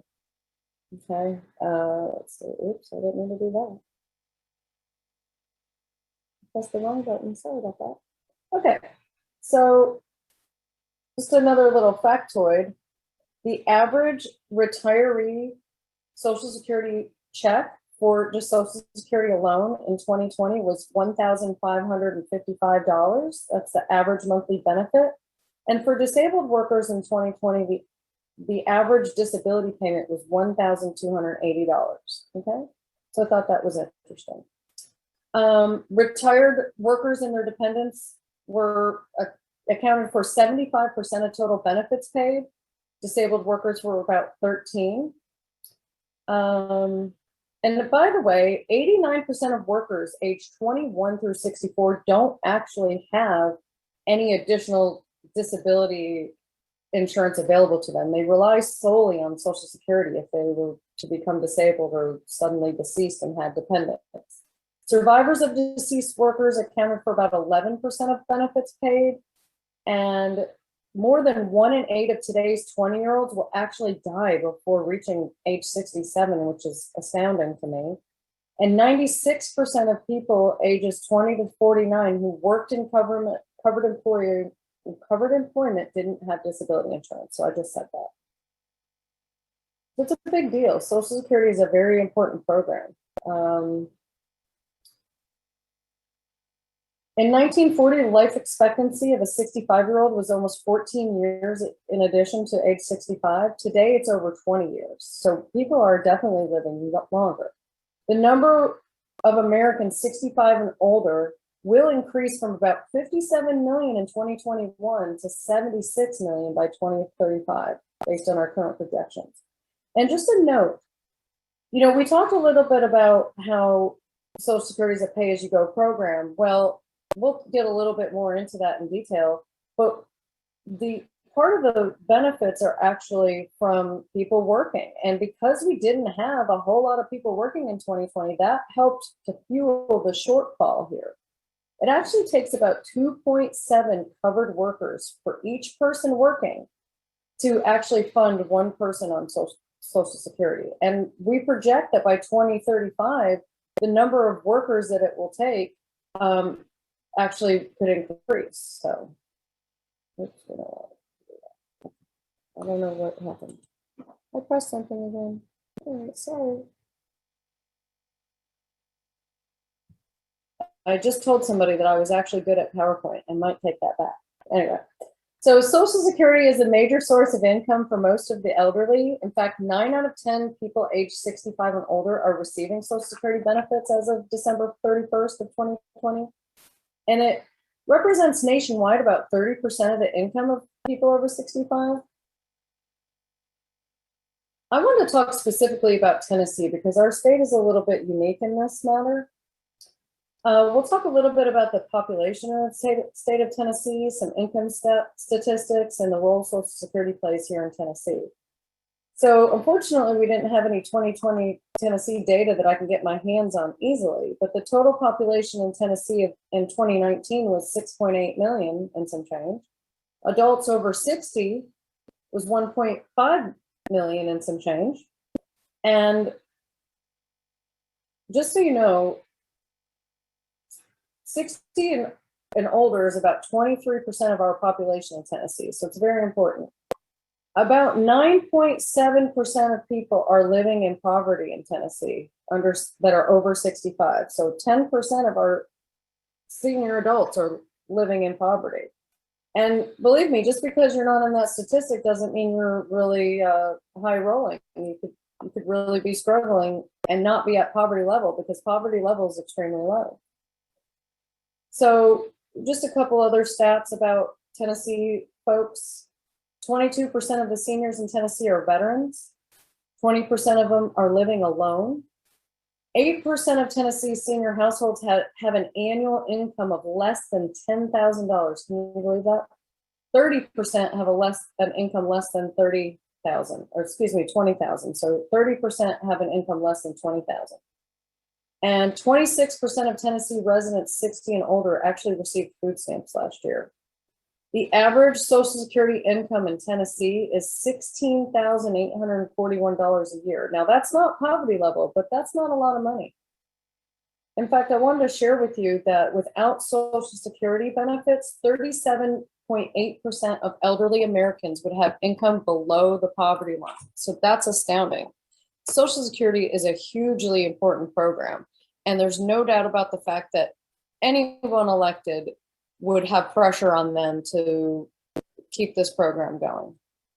Little break from all the stats. I just wanted to tell you a little bit about the family again. Remember I told you about my husband. He's a U.S. Army veteran sniper in Desert Storm. So that's him, that's TJ, and that's my daughter, Amanda. A picture of her at Vilsec at a coffee shop. And that's my son, Tim. I don't have very many pictures of him, but I got to see him at Christmas time. You notice we're all short. And that's my daughter, Amanda, again. So just thought I'd give you a little break from the facts and figures. All right, so let's recap a little bit, or let's go over some important notes anyway. Social Security is a very important source of income. We talked about that. Oh, I know what I was going to tell you. So we don't have the COLA increase of what that's going to be, but there are some reports that point to the fact that it's going to be the highest we've seen ever. So we'll see if it is, but there's a projection out there that's going to be about 6%. I don't want to get anybody excited and go out spend that money yet until we know for a fact the first couple of weeks of November. And let's see, the COLA I said that. And Social Security offices, this is important to note, Social Security offices are still closed to in-person appointments unless you meet a certain criteria. If you're new to Medicare or you have issues with your Social Security card or number and you are at risk or somebody who cannot do business over the telephone, then you are able to call Social Security and make an in-person appointment, but you cannot go by the office any longer without an in-person appointment. Most things can actually be done online. So that's why I'm showing this screen here. You could, look at your benefit statement, look at your earnings statement, estimate how much you're going to get later on down the road. You'll still need some advice from a professional if that's not enough information, but not everybody needs that. And we help with applying for Medicare or retirement or We don't actually help with applying for disability benefits, but we can certainly get you in contact with legal aid or a local disability attorney if you wanted to, you know, have part of your money held back. But legal aid will do it for many people. But there's lots of things you can do online still. Order a new card, change your address, file an appeal, apply for benefits. So, and we help you do all that. We have actually videos on our website on how to do lots of popular things. And there's actually a chat box on there now. So, because when you call Social Security, I didn't mention this, but they handled over, so far in 2021, Social Security has 60,000 employees. They are mostly working remote, except the people that are in the local offices by appointment only. And in 2021, they've already handled 48 million calls. In 2020, they handled for the whole year 57. So I have a feeling we're going to outpace this year's calls by next. And some people do have a 1 or 2 hour wait time depending on when you call. And they do have that service where you can press your number in and it'll call you back when they're available. Every now and again that glitches, but for the most part that works pretty well. But you definitely can call Social Security, and if you aren't comfortable with computers or you don't want to work with someone like the Office on Aging or myself that can help you, guide you through these things, you can make a telephone appointment and they can help you over the phone with most of the applications.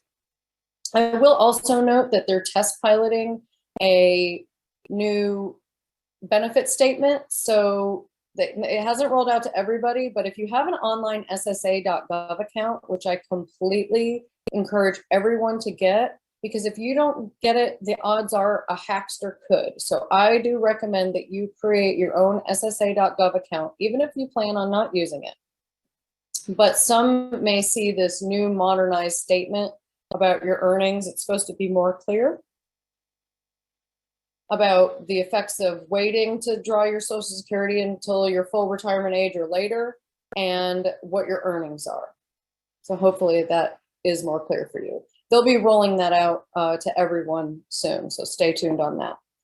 Again, just to kind of recap everything we talked about, just remember, plan, save, invest, be realistic about the future. Don't jump on a bandwagon that Social Security is going broke. Okay, so I went a little quicker than I thought. It's probably because I don't know exactly where all my little facts and figure notes are, but that's okay. Good thing I'm an expert and know all this stuff by heart, I guess. Let's talk a little bit about the Medicare 2022 update. We're going to talk a little bit about premiums, although we don't have as much information as we'd like. We're going to talk about the funds, the trust funds again. Remember, there were 2 trust funds that Medicare gets paid out of, the HI and the SMI trust fund. We'll talk a little bit about Part D, hopefully some proposals of what might be in the future, and revenue and some takeaways. So let's talk about spending, program letters, Part D, and some upcoming changes. All right, so we don't know what the Medicare Part A, B, A shouldn't have a premium unless you didn't work enough and you have to buy Medicare Part A, but the premiums change every year. And for 2022, we have not had those numbers released. But for 2021, the base premium for Medicare Part B is $148.50. Now, what do I mean about a base premium? It just means people that have higher incomes, so about 5% of Americans, will pay more than that based on their income 2 years ago. So it does adjust every year. So when they release the 2022 numbers, we'll know what the premium will be for 2022, but they're going to look at your adjusted gross income from 2020 to determine if you pay the base or pay higher. And there is a staggered amount depending on how high you go up. Now, the average cost of a Part D plan nationwide in 2021 was $31.47. And in 2022, it's actually going to be $33. Again, we don't know what the deductible and some of the other copays are because they just haven't been released yet. So we'll have to wait and stay tuned. Oops. Okay, sorry, I didn't mean to go so fast. All right, so on average, it's possible that you could spend up to, depending on what your income is and what your medications are, but you could actually spend conceivably $7,000 or more on prescription drugs, even with insurance. So that's very important that you know that there are programs out there, even if you're not on the poverty level, there are programs available to help offset the cost of prescription drugs. And definitely there's insurance to help with out-of-pocket costs, but our data shows that on average, if somebody was saying, hey, I'm about to retire, I need to think about how much should I plan for out-of-pocket medical expenses, even with insurance in the future.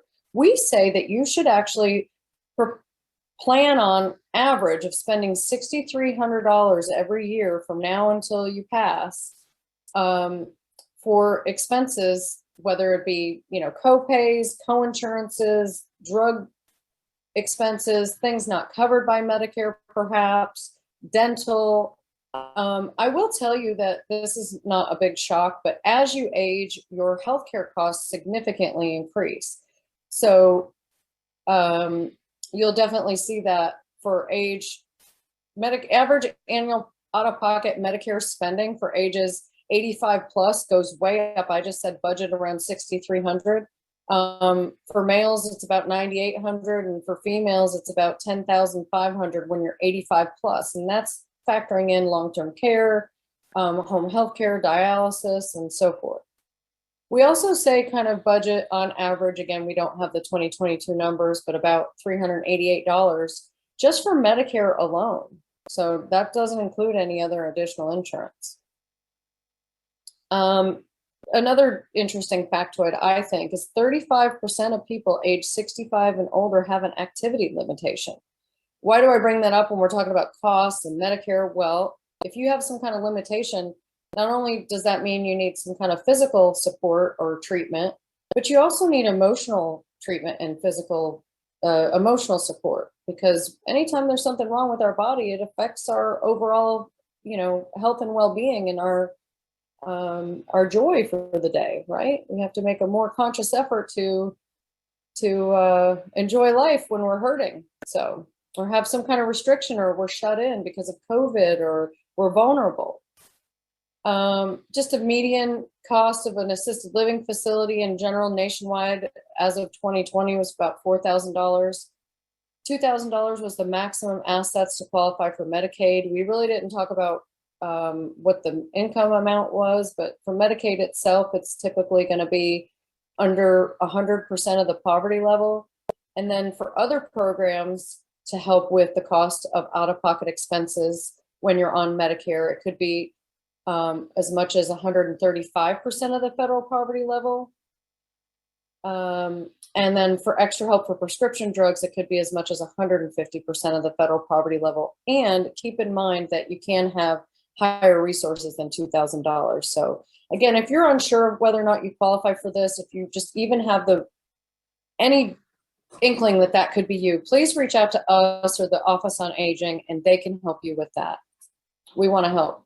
You can also call Social Security, but they're somewhat limited in what they can do.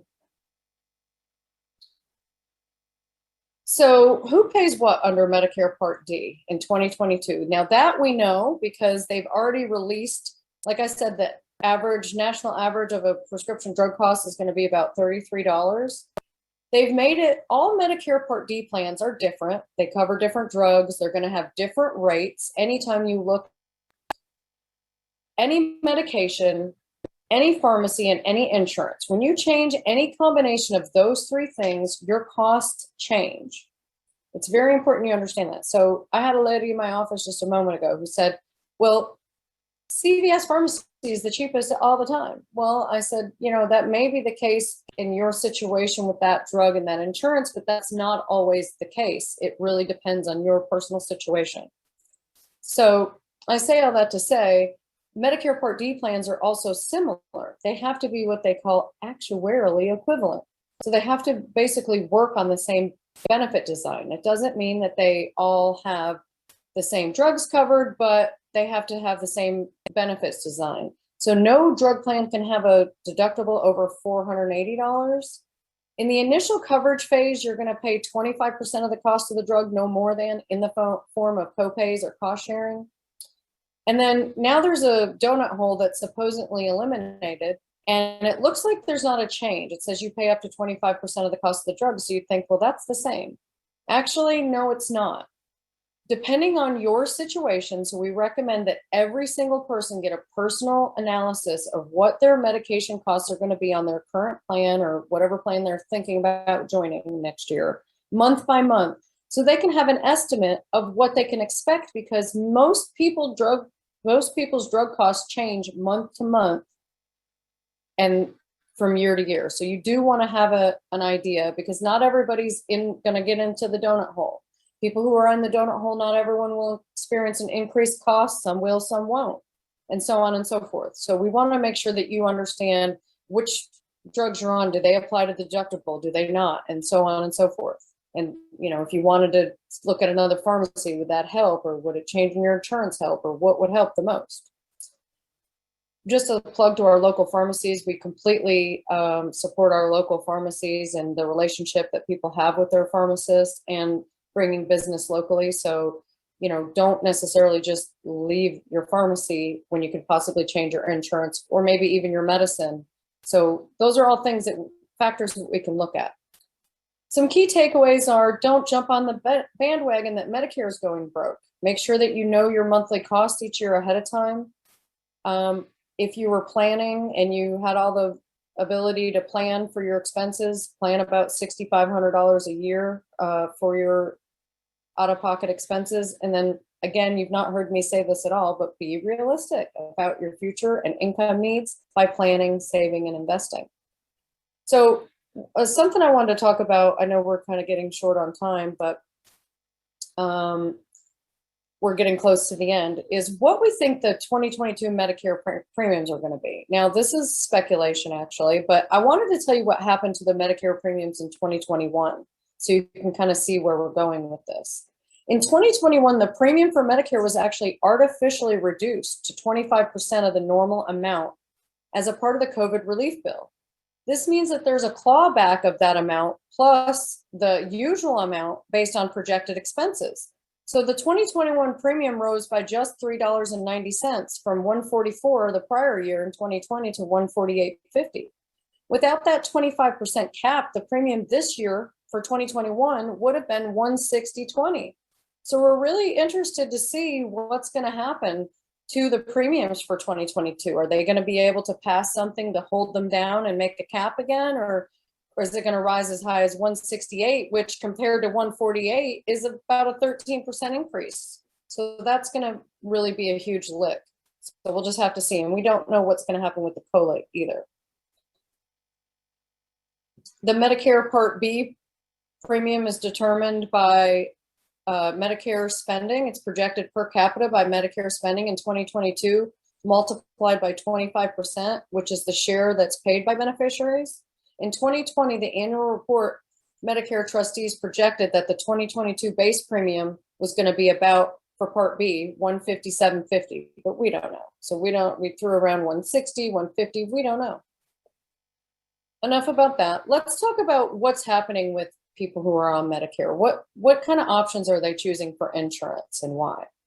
Well, it looks like Medicare Advantage has been continually the case. Now, this is a chart that's a graphical chart from 2018, but I just wanted to show you that in 2018, about 39% of people chose Medicare Advantage, about 21% chose Medicare Supplement or Medigap, about 18%, and that's going to be fewer and fewer as the years go on, had employer insurance available to them as a retiree. So these are not your people working, but these are people who are retired. 12% were on Medicaid, and then 10% just didn't have anything. That was in 2018, okay? In 2020, you can see that Medicare Advantage is a huge growing option, and actually that's the leading option chosen now by people. And it doesn't mean it's right or wrong or good or bad. It just means that a lot of people are accessing that, and that could be for various reasons. But you can see Tennessee is well over 40% with people on Medicare that are in a Medicare Advantage plan. Quick note, if you had to ask nationwide, the #1 Medicare Advantage plan is United Healthcare, #2 is Humana, and #3 is Blue Cross and its affiliates. It's not exactly that way in East Tennessee as far as market share, but that is the case nationwide. Medicare Advantage plans have become a very popular option because they're low cost. And obviously, I just told you that seniors have lower income, relatively speaking, than the national average, but they have lots of benefits. Now, there's things that you have to give up to get these benefits, but glasses, telehealth, dental benefits, fitness benefits, hearing aids, access to supplements, over-the-counter benefits, transportation, safety, in-home support, and more. So that's one of the reasons why it's a very popular benefit. When I mentioned, well, you know, there's all these good things and it's lower cost, why wouldn't I just get this? One thing to note, one of the things that you're kind of being restricted by is you may have to get prior authorization for certain services. In fact, most plans do require prior authorizations for Medicare Advantage on most services. And that just means you have to get the insurance company's stamp of approval to get them to pay for something that's definitely covered by your plan, but are they going to pay for it? That's the question. And that's may not be unfamiliar to you if you had an insurance plan while you were working. That was probably something that they had to do then. So again, just to sum up, we haven't gotten the 2022 Medicare premiums released yet. The Medicare Part B premium is based on your income 2 years ago. So every year they always look back 2 years. So in 2023, they're going to look back at your income, adjusted gross household income for 2021. Medicare Advantage is an attractive option and is the #1 choice right now for Medicare beneficiaries. And again, you've not heard me say this, but be realistic about your future and your income needs by plan, saving, and investing. Uh-oh, here comes my dogs. That's Colonel. He's my yellow lab. He's 3. And that's Lucy. She's laying on the bed there. She's my rescue. She's 10. She's from Maryville. Again, I know we're running out of time here, but I just wanted to tell you that legislation, there have been 9,200 pieces of legislation brought forward and only 47 enacted laws. But since, oh gosh, let's see if I have this number. Since World War II, we've enacted like 5 million new words of legislation. Even though we're not necessarily passing more laws, we're making the bills bigger. So I just wanted you to kind of see that. Some things that people are talking about for Medicare, not as far as the solvency goes, but what to change about the program. The American Dental Association is trying to get, obviously, dental benefits covered. Let's see. Tennessee, by the way, was the #3 lowest in healthcare spending in the country, which I was really surprised about. Maine was the highest and Wisconsin was the lowest. I say I was surprised because I've been in this industry a long time, and I know in years past, Tennessee was really high in spending utilization, and unfortunately, with the health of our seniors and our people of any age, actually. So just real quick, this Medicare update, what does it mean for you? Make sure you know your 2022 out-of-pocket drug costs. Make sure you understand your plan changes. If you're on a Medicare Advantage plan, you'll have gotten a notice that compares what the benefits were last year to this year. Look at that, but also make sure you know what your drug costs are going to be each month into next year.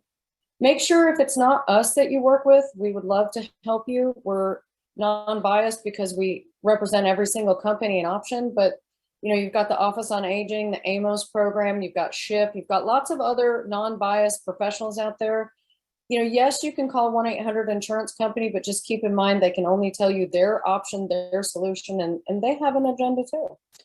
A few key dates, you can preview Medicare plan options until the 14th, starting on the 15th of October. So that's this Friday. You can actually enroll or change your plan, Medicare Advantage or prescription drug.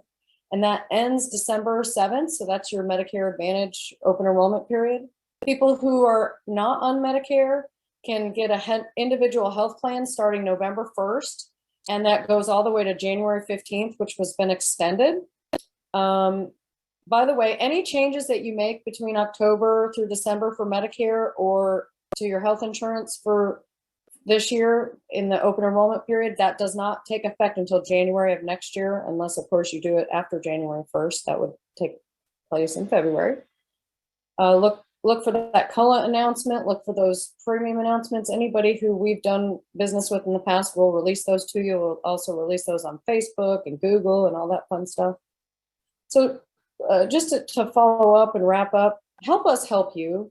Ask us questions. We want to help you understand. We want to help you decide. We're happy to tell people you've got exactly what you need. You don't need to change a thing, or recommend some changes if need be. Tell your friends and family about us. We're all over the country. We have licenses in 25 states. We've got a great team to help people. And anytime you refer someone that we can help, we can make a donation to your local charity of your choice in your name, or maybe give you a small gift if you don't want that. Leave us a great review on Google. Follow us on Facebook. Those are all fun ways. Now, we've got a website, www.citizensinturancesolutions.com. We also have www.more-than-medicare.com. So we've got lots of ways to reach us. And that's pretty much it. So I appreciate you tuning in and listening to that. Great. And thank you, Heather, for that wonderful presentation. We are now at the Q&A part of our presentation on Medicare and Social Security. So Heather is with us to answer your most important questions. Again, you can use the chat feature. You can also ask your question over the phone by pressing *6 to unmute yourself. And of course, then if you are on Zoom, you are welcome to unmute yourself and ask a question of Heather. So who has the first question? So far, I haven't seen anybody with a question yet, just me kind of making some notes about the 2022 numbers still not being released yet. Do you want to share that information that you put in the chat for those who are on the phone? Oh, sure. Yes, I'm sorry. I didn't realize that we had phone participants. I apologize. So the data on COLA has not been released. The projection is still between 5 to 5.9%, but there's no official release. And that's for the 2022 COLA increase. And then for 2022, the Medicare Part A, B premiums and cost sharing still have not been announced as of today, November 4th. Part C and D, that's Medicare Advantage, and Part D is prescription drugs. The costs have been released, and they were released on October the 1st of 2021. And you can obviously make changes to Medicare Advantage and Part D between October 15th through December 7th. Those changes take effect on January 1st of 2020. And I had mentioned in my PowerPoint, I caught myself just saying the wrong thing, but pointing at the right thing. I made a mention that you can kind of budget around $388.50 for Medicare for yourself for each year. And what that really includes, I said on the PowerPoint Medicare, but that's not exactly true. It's Medicare plus an insurance like a Medigap or maybe a Medicare Advantage plus a Part D. So that's where that number comes from. And let's see. Ooh, we do have some messages. Okay. So someone asked if the presentation is available. So could you answer that, Dottie? I sure can. So we have been recording this presentation, and it will be available after, and there'll be a link on our website. So we will definitely be able to have that if you'd like to go back and revisit her presentation. Okay, thank you. So Andy had asked that, will all the people participating get an email that that's where it is, or how will that work? Or yes, should they just check the Office on Aging website? No, what we'll do is we'll just make an effort. If we have your email address from you registering, or if you connected with us another way, we'll get the word out. Otherwise, we'll have it up shortly, and we can hopefully connect everyone to that on our website. So Marla asked an interesting question. Luckily, it was easy, but it's a very good question. Marla asked, who receives the Medicare premium that we have to pay? So if you're paying a Medicare premium because the state does, you're not destitute enough for the state to pay it for you, that payment actually goes to Social Security, and Social Security is in charge of handing out the funds to Medicare. But Medicare is such a large program, they have their own call center and helpers to help with Medicare related questions, but the money actually comes from and goes to Social Security. So that's why we talked about the 4 Social Security trust funds. And then, oh yes, so Cynthia asked, can I address various tier restrictions on drugs and how to best navigate one's position to coverage? aside from taking out a second mortgage. That's funny. It's not, though. Actually, it's very serious. Cynthia, you've hit a very important point. Medicare Part D cost, the out-of-pocket exposure that you have can really be phenomenal. And not only is that something that's scary, but it's hard, as I explained, to really predict it for yourself. You can't, Medicare.gov has a tool where you can put in your drug cost and your dosage and your pharmacy, because anytime you change your insurance, the medication or the pharmacy, or any combination of those three things, the price of the prescription changes, not just because of maybe the cost sharing, but the negotiated rate that insurer has with that brand at that pharmacy can change. Okay. So, and not to mention, it's very confusing about this coverage gap. I mean, it says it doesn't exist. That's true, but that doesn't mean your costs don't go up during the gap, because your costs could be lower. Okay, thank you. Your costs could be lower in the donut hole, or they could be more. It just depends. So we recommend that, yes, you could try Medicare.gov if you can navigate that. They do have a tool where you can put in your exact dosage, your pharmacy, and your drugs, and they can make recommendations, and you could sort the recommendations based on lowest plan cost. But a couple things that you may not know from that site is how many drugs are on their formulary, how many drugs are on a certain tier level.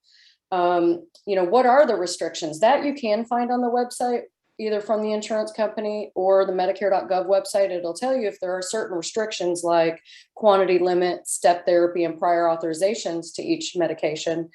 It will list what those are. And of course, my team, and I'm sure Amos and Ship likely, can also provide that data to you. But I highly recommend that everyone take a look at their drug list for what they're taking now, and plug it into something. Ask someone that you trust, or do it yourself on Medicare.gov to figure out which plan would be right for you, because most of the time people can save at least $3,000 or more by checking for the year. So that's very important. Also, you may realize that you didn't realize it before, that you did have limited income and resources, that you would be eligible for extra help.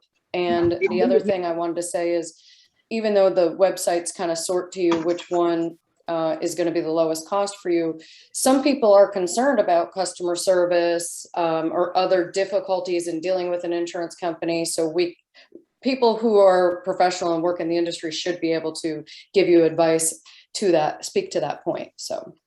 Sure. There's a question on the phone. I'm trying to get her to unmute. Okay, sure. There she is. Okay. Hello? Hi, yes, we can hear you. Thank you. Thank you, Heather, for being here. It's a blessing that you're one of our speakers today, and I really appreciate it. Appreciate you. My name is Rhonda, and I am so confused. I have a lot of questions. I don't know what to do. I am 65. And I'm not 65. I will be 65 December 31st. I have been trying to sign up for Medicare. Some people tell me you don't sign up, you automatically get signed up. And then some people say you have to. So I've called Social Security. They've made an appointment for me on November 15th. I got the letter, but the letter says type of claim, health insurance. I'm not claiming anything. I'm just trying to get signed up. Great point. So what do I need to do? Okay, I don't get Social Security or disability, and the only form of income that I have, quote unquote income, is I'm a senior companion volunteer. Oh, okay. So yeah, what do I do? Well, you did the right thing by calling Social Security and doing a telephone appointment. And you've just experienced a few different things that I didn't actually mention in the PowerPoint, but a couple things. One, the language that's used, even though the words are supposedly at a 5th grade level, who knows what they mean in context of what's happening. So the fact that you got that letter actually confirmed that you aren't going to be applying for Medicare in November on the 15th, but it doesn't seem like that because they don't just come out and say Medicare. They said, right, whatever they said on the letter, health insurance, whatever claim. It just makes it sound weird, but you're doing the right thing there. The other thing I find interesting, and you obviously just hit the nail right on the head, is right now, people who are not drawing Social Security are not notified to enroll in Medicare. So if they didn't know this and they didn't have, and I assume that you or a spouse, because you just mentioned your income source is only from the Senior Companion Program, you don't have access, you're not actively working at a place that has group health insurance. Right. Yeah. I'm on indigent. Exactly. So we'd love to help you and work with you. I know that there's resources available at the Office on Aging, no matter what our information, we'd love to help you. But the thing that is so discouraging, aside from the fact that there's all this confusion and you don't get notified, but there's just a lot of confusion, and unfortunately, even HR professionals can't even speak to the navigation. There has been a law passed. It's called the Bennies Act. It was passed, why am I forgetting now? I want to say in January of this year. And it's not going to actually roll out until January 1st. I think it was passed in March. I can't remember. But anyway, it's not going to actually roll out till January 1st of 2023, but they're going to start notifying people to sign up and the penalties of not doing it and this and that. But that, again, depending on how the letter's written, it still will be confusing, likely. But we'd love to help you. You can trust the people at the Office on Aging. But once you get your Medicare card, which you'll probably get in about 4 to 6 weeks from your November 15th appointment, unfortunately. Now, if you have a online ssa.gov account, you might be able to, in about 4 weeks, access your Medicare information so you can enroll in a drug plan and or Medicare supplement or Medicare Advantage plan. I tried to sign up and evidently I did something wrong. So they were going to send me something in the mail for some kind of code in 5 days, but it's been 10 days and I still haven't gotten anything. Oh yeah, they're extraordinarily busy right now because it is that very busy time of year. So why don't you my advice on that would be to just hold that question for when you have your appointment on the 15th. I wish I could have helped you because we would already had it done and you'd get your information timely. But one thing I wanted to just note is if you were to just call 1-800 Insurance Company and sign up for a Medicare supplement or 1-800 Insurance Agent, you are allowed to enroll without your Medicare number, but I discourage you from doing that for a few reasons. Okay. So I would just wait till you get your number. Okay, because I beg to differ. I did do that, and they wouldn't help me until they kept asking me for my Medicare card number, and I kept explaining to them I do not have that. So they kept telling me, well, you can't talk to us until you get it. Yeah, that's probably, it could be that it was a representative. If you were actually talking about a supplement, they didn't know what they were talking about, but it's good because you don't want to do that. And I'll tell you why. But if it was Medicare Advantage and maybe you just thought that it was the same as a supplement or Part D, you definitely need your Medicare card information. So you're just going to have to just wait it out. But we'll definitely help you and help minimize the stress and heartburn related to that. But the reason why I say you don't want to sign up for a supplement ahead of time, even though you can, not an Advantage plan, but a supplement, is because when you put the Medicare information on the supplement application, once you show your doctor your Medicare card and your supplement card, if the Medicare information was actually put on the supplement enrollment form, the cross billing can happen automatically. If it was not on the Medicare supplement form, when you show your two cards, what's going to happen is it's not going to automatically cross bill, and you may inadvertently get a bill from your doctor or have to call your doctor and do some things to straighten stuff out. So it just makes it more of a headache for you. So that's why I say to just wait for your card and number. And if you don't have your security code by the time of your appointment on the 15th, just mention that to them because they can do whatever they need to do at that point. Heather? Well, if I need any additional help or anything, could I call you? 100%, yes, after ma'am. the 15th if I still have questions? Absolutely. You can call me anytime you want. Okay, Except thank you. maybe this week because my husband just had surgery on Monday. So if you call, you won't get me. You'll get anybody on my team but me. But I'll be back on Monday. So. Okay, if I do, it'll be after my appointment on the 15th. Yes, ma'am. That sounds good, and I'd love to help. Thank you very much, Heather. You're welcome, dear. I know it's so frustrating. Isn't that awful that there's so many frustrations? when you're first turning 65. And actually, that's another point I'll mention. And I know someone had another question, but studies have shown the reason why people don't check back in on their plan during annual enrollment period, usually a very small percentage actually change, is because the initial process was so daunting, and that's just a shame. One of the reasons anyway. Heather, Thanks. we have time for probably one more question. If you want to, I think there's a couple questions that have come through in the chat. Some of them may be similar. So are you able to see those, Heather? Yes, I am. Okay. Yep. So just one more. Okay, let me see. So someone asked when the COLA could be released. Someone asked the deal with the Medicare card numbers, and then I think I'll address those two. The other one was more in detail, and I'll just chat the other person. So okay. We still don't know when the COLA is going to be released. I expect it to be next week, I hope. I mean, that's what I'm hoping. But I still suspect it will be one of our highest ever, but it'll be, like normal, when we have a COLA increase, it's usually eat up by, the increase in Medicare premiums. So, don't go running to Target yet without me. Anyway, also Medicare used to use a Social Security number of the record that you were claiming the 40 quarters or the entitlement from. And then it had a letter afterwards to denote like kind of where you fell into how you were drawing the benefit, basically. And they've changed that. It cost about $19 million and it took about 3 years, but they finally changed that to an MBI number, Medicare beneficiary number. And that is an 11 digits that have letters and numbers and are randomized. So nobody can look at your card and try and figure out, oh, she's disabled and she's drawing off of her husband's record or something like they used to be able to. Great.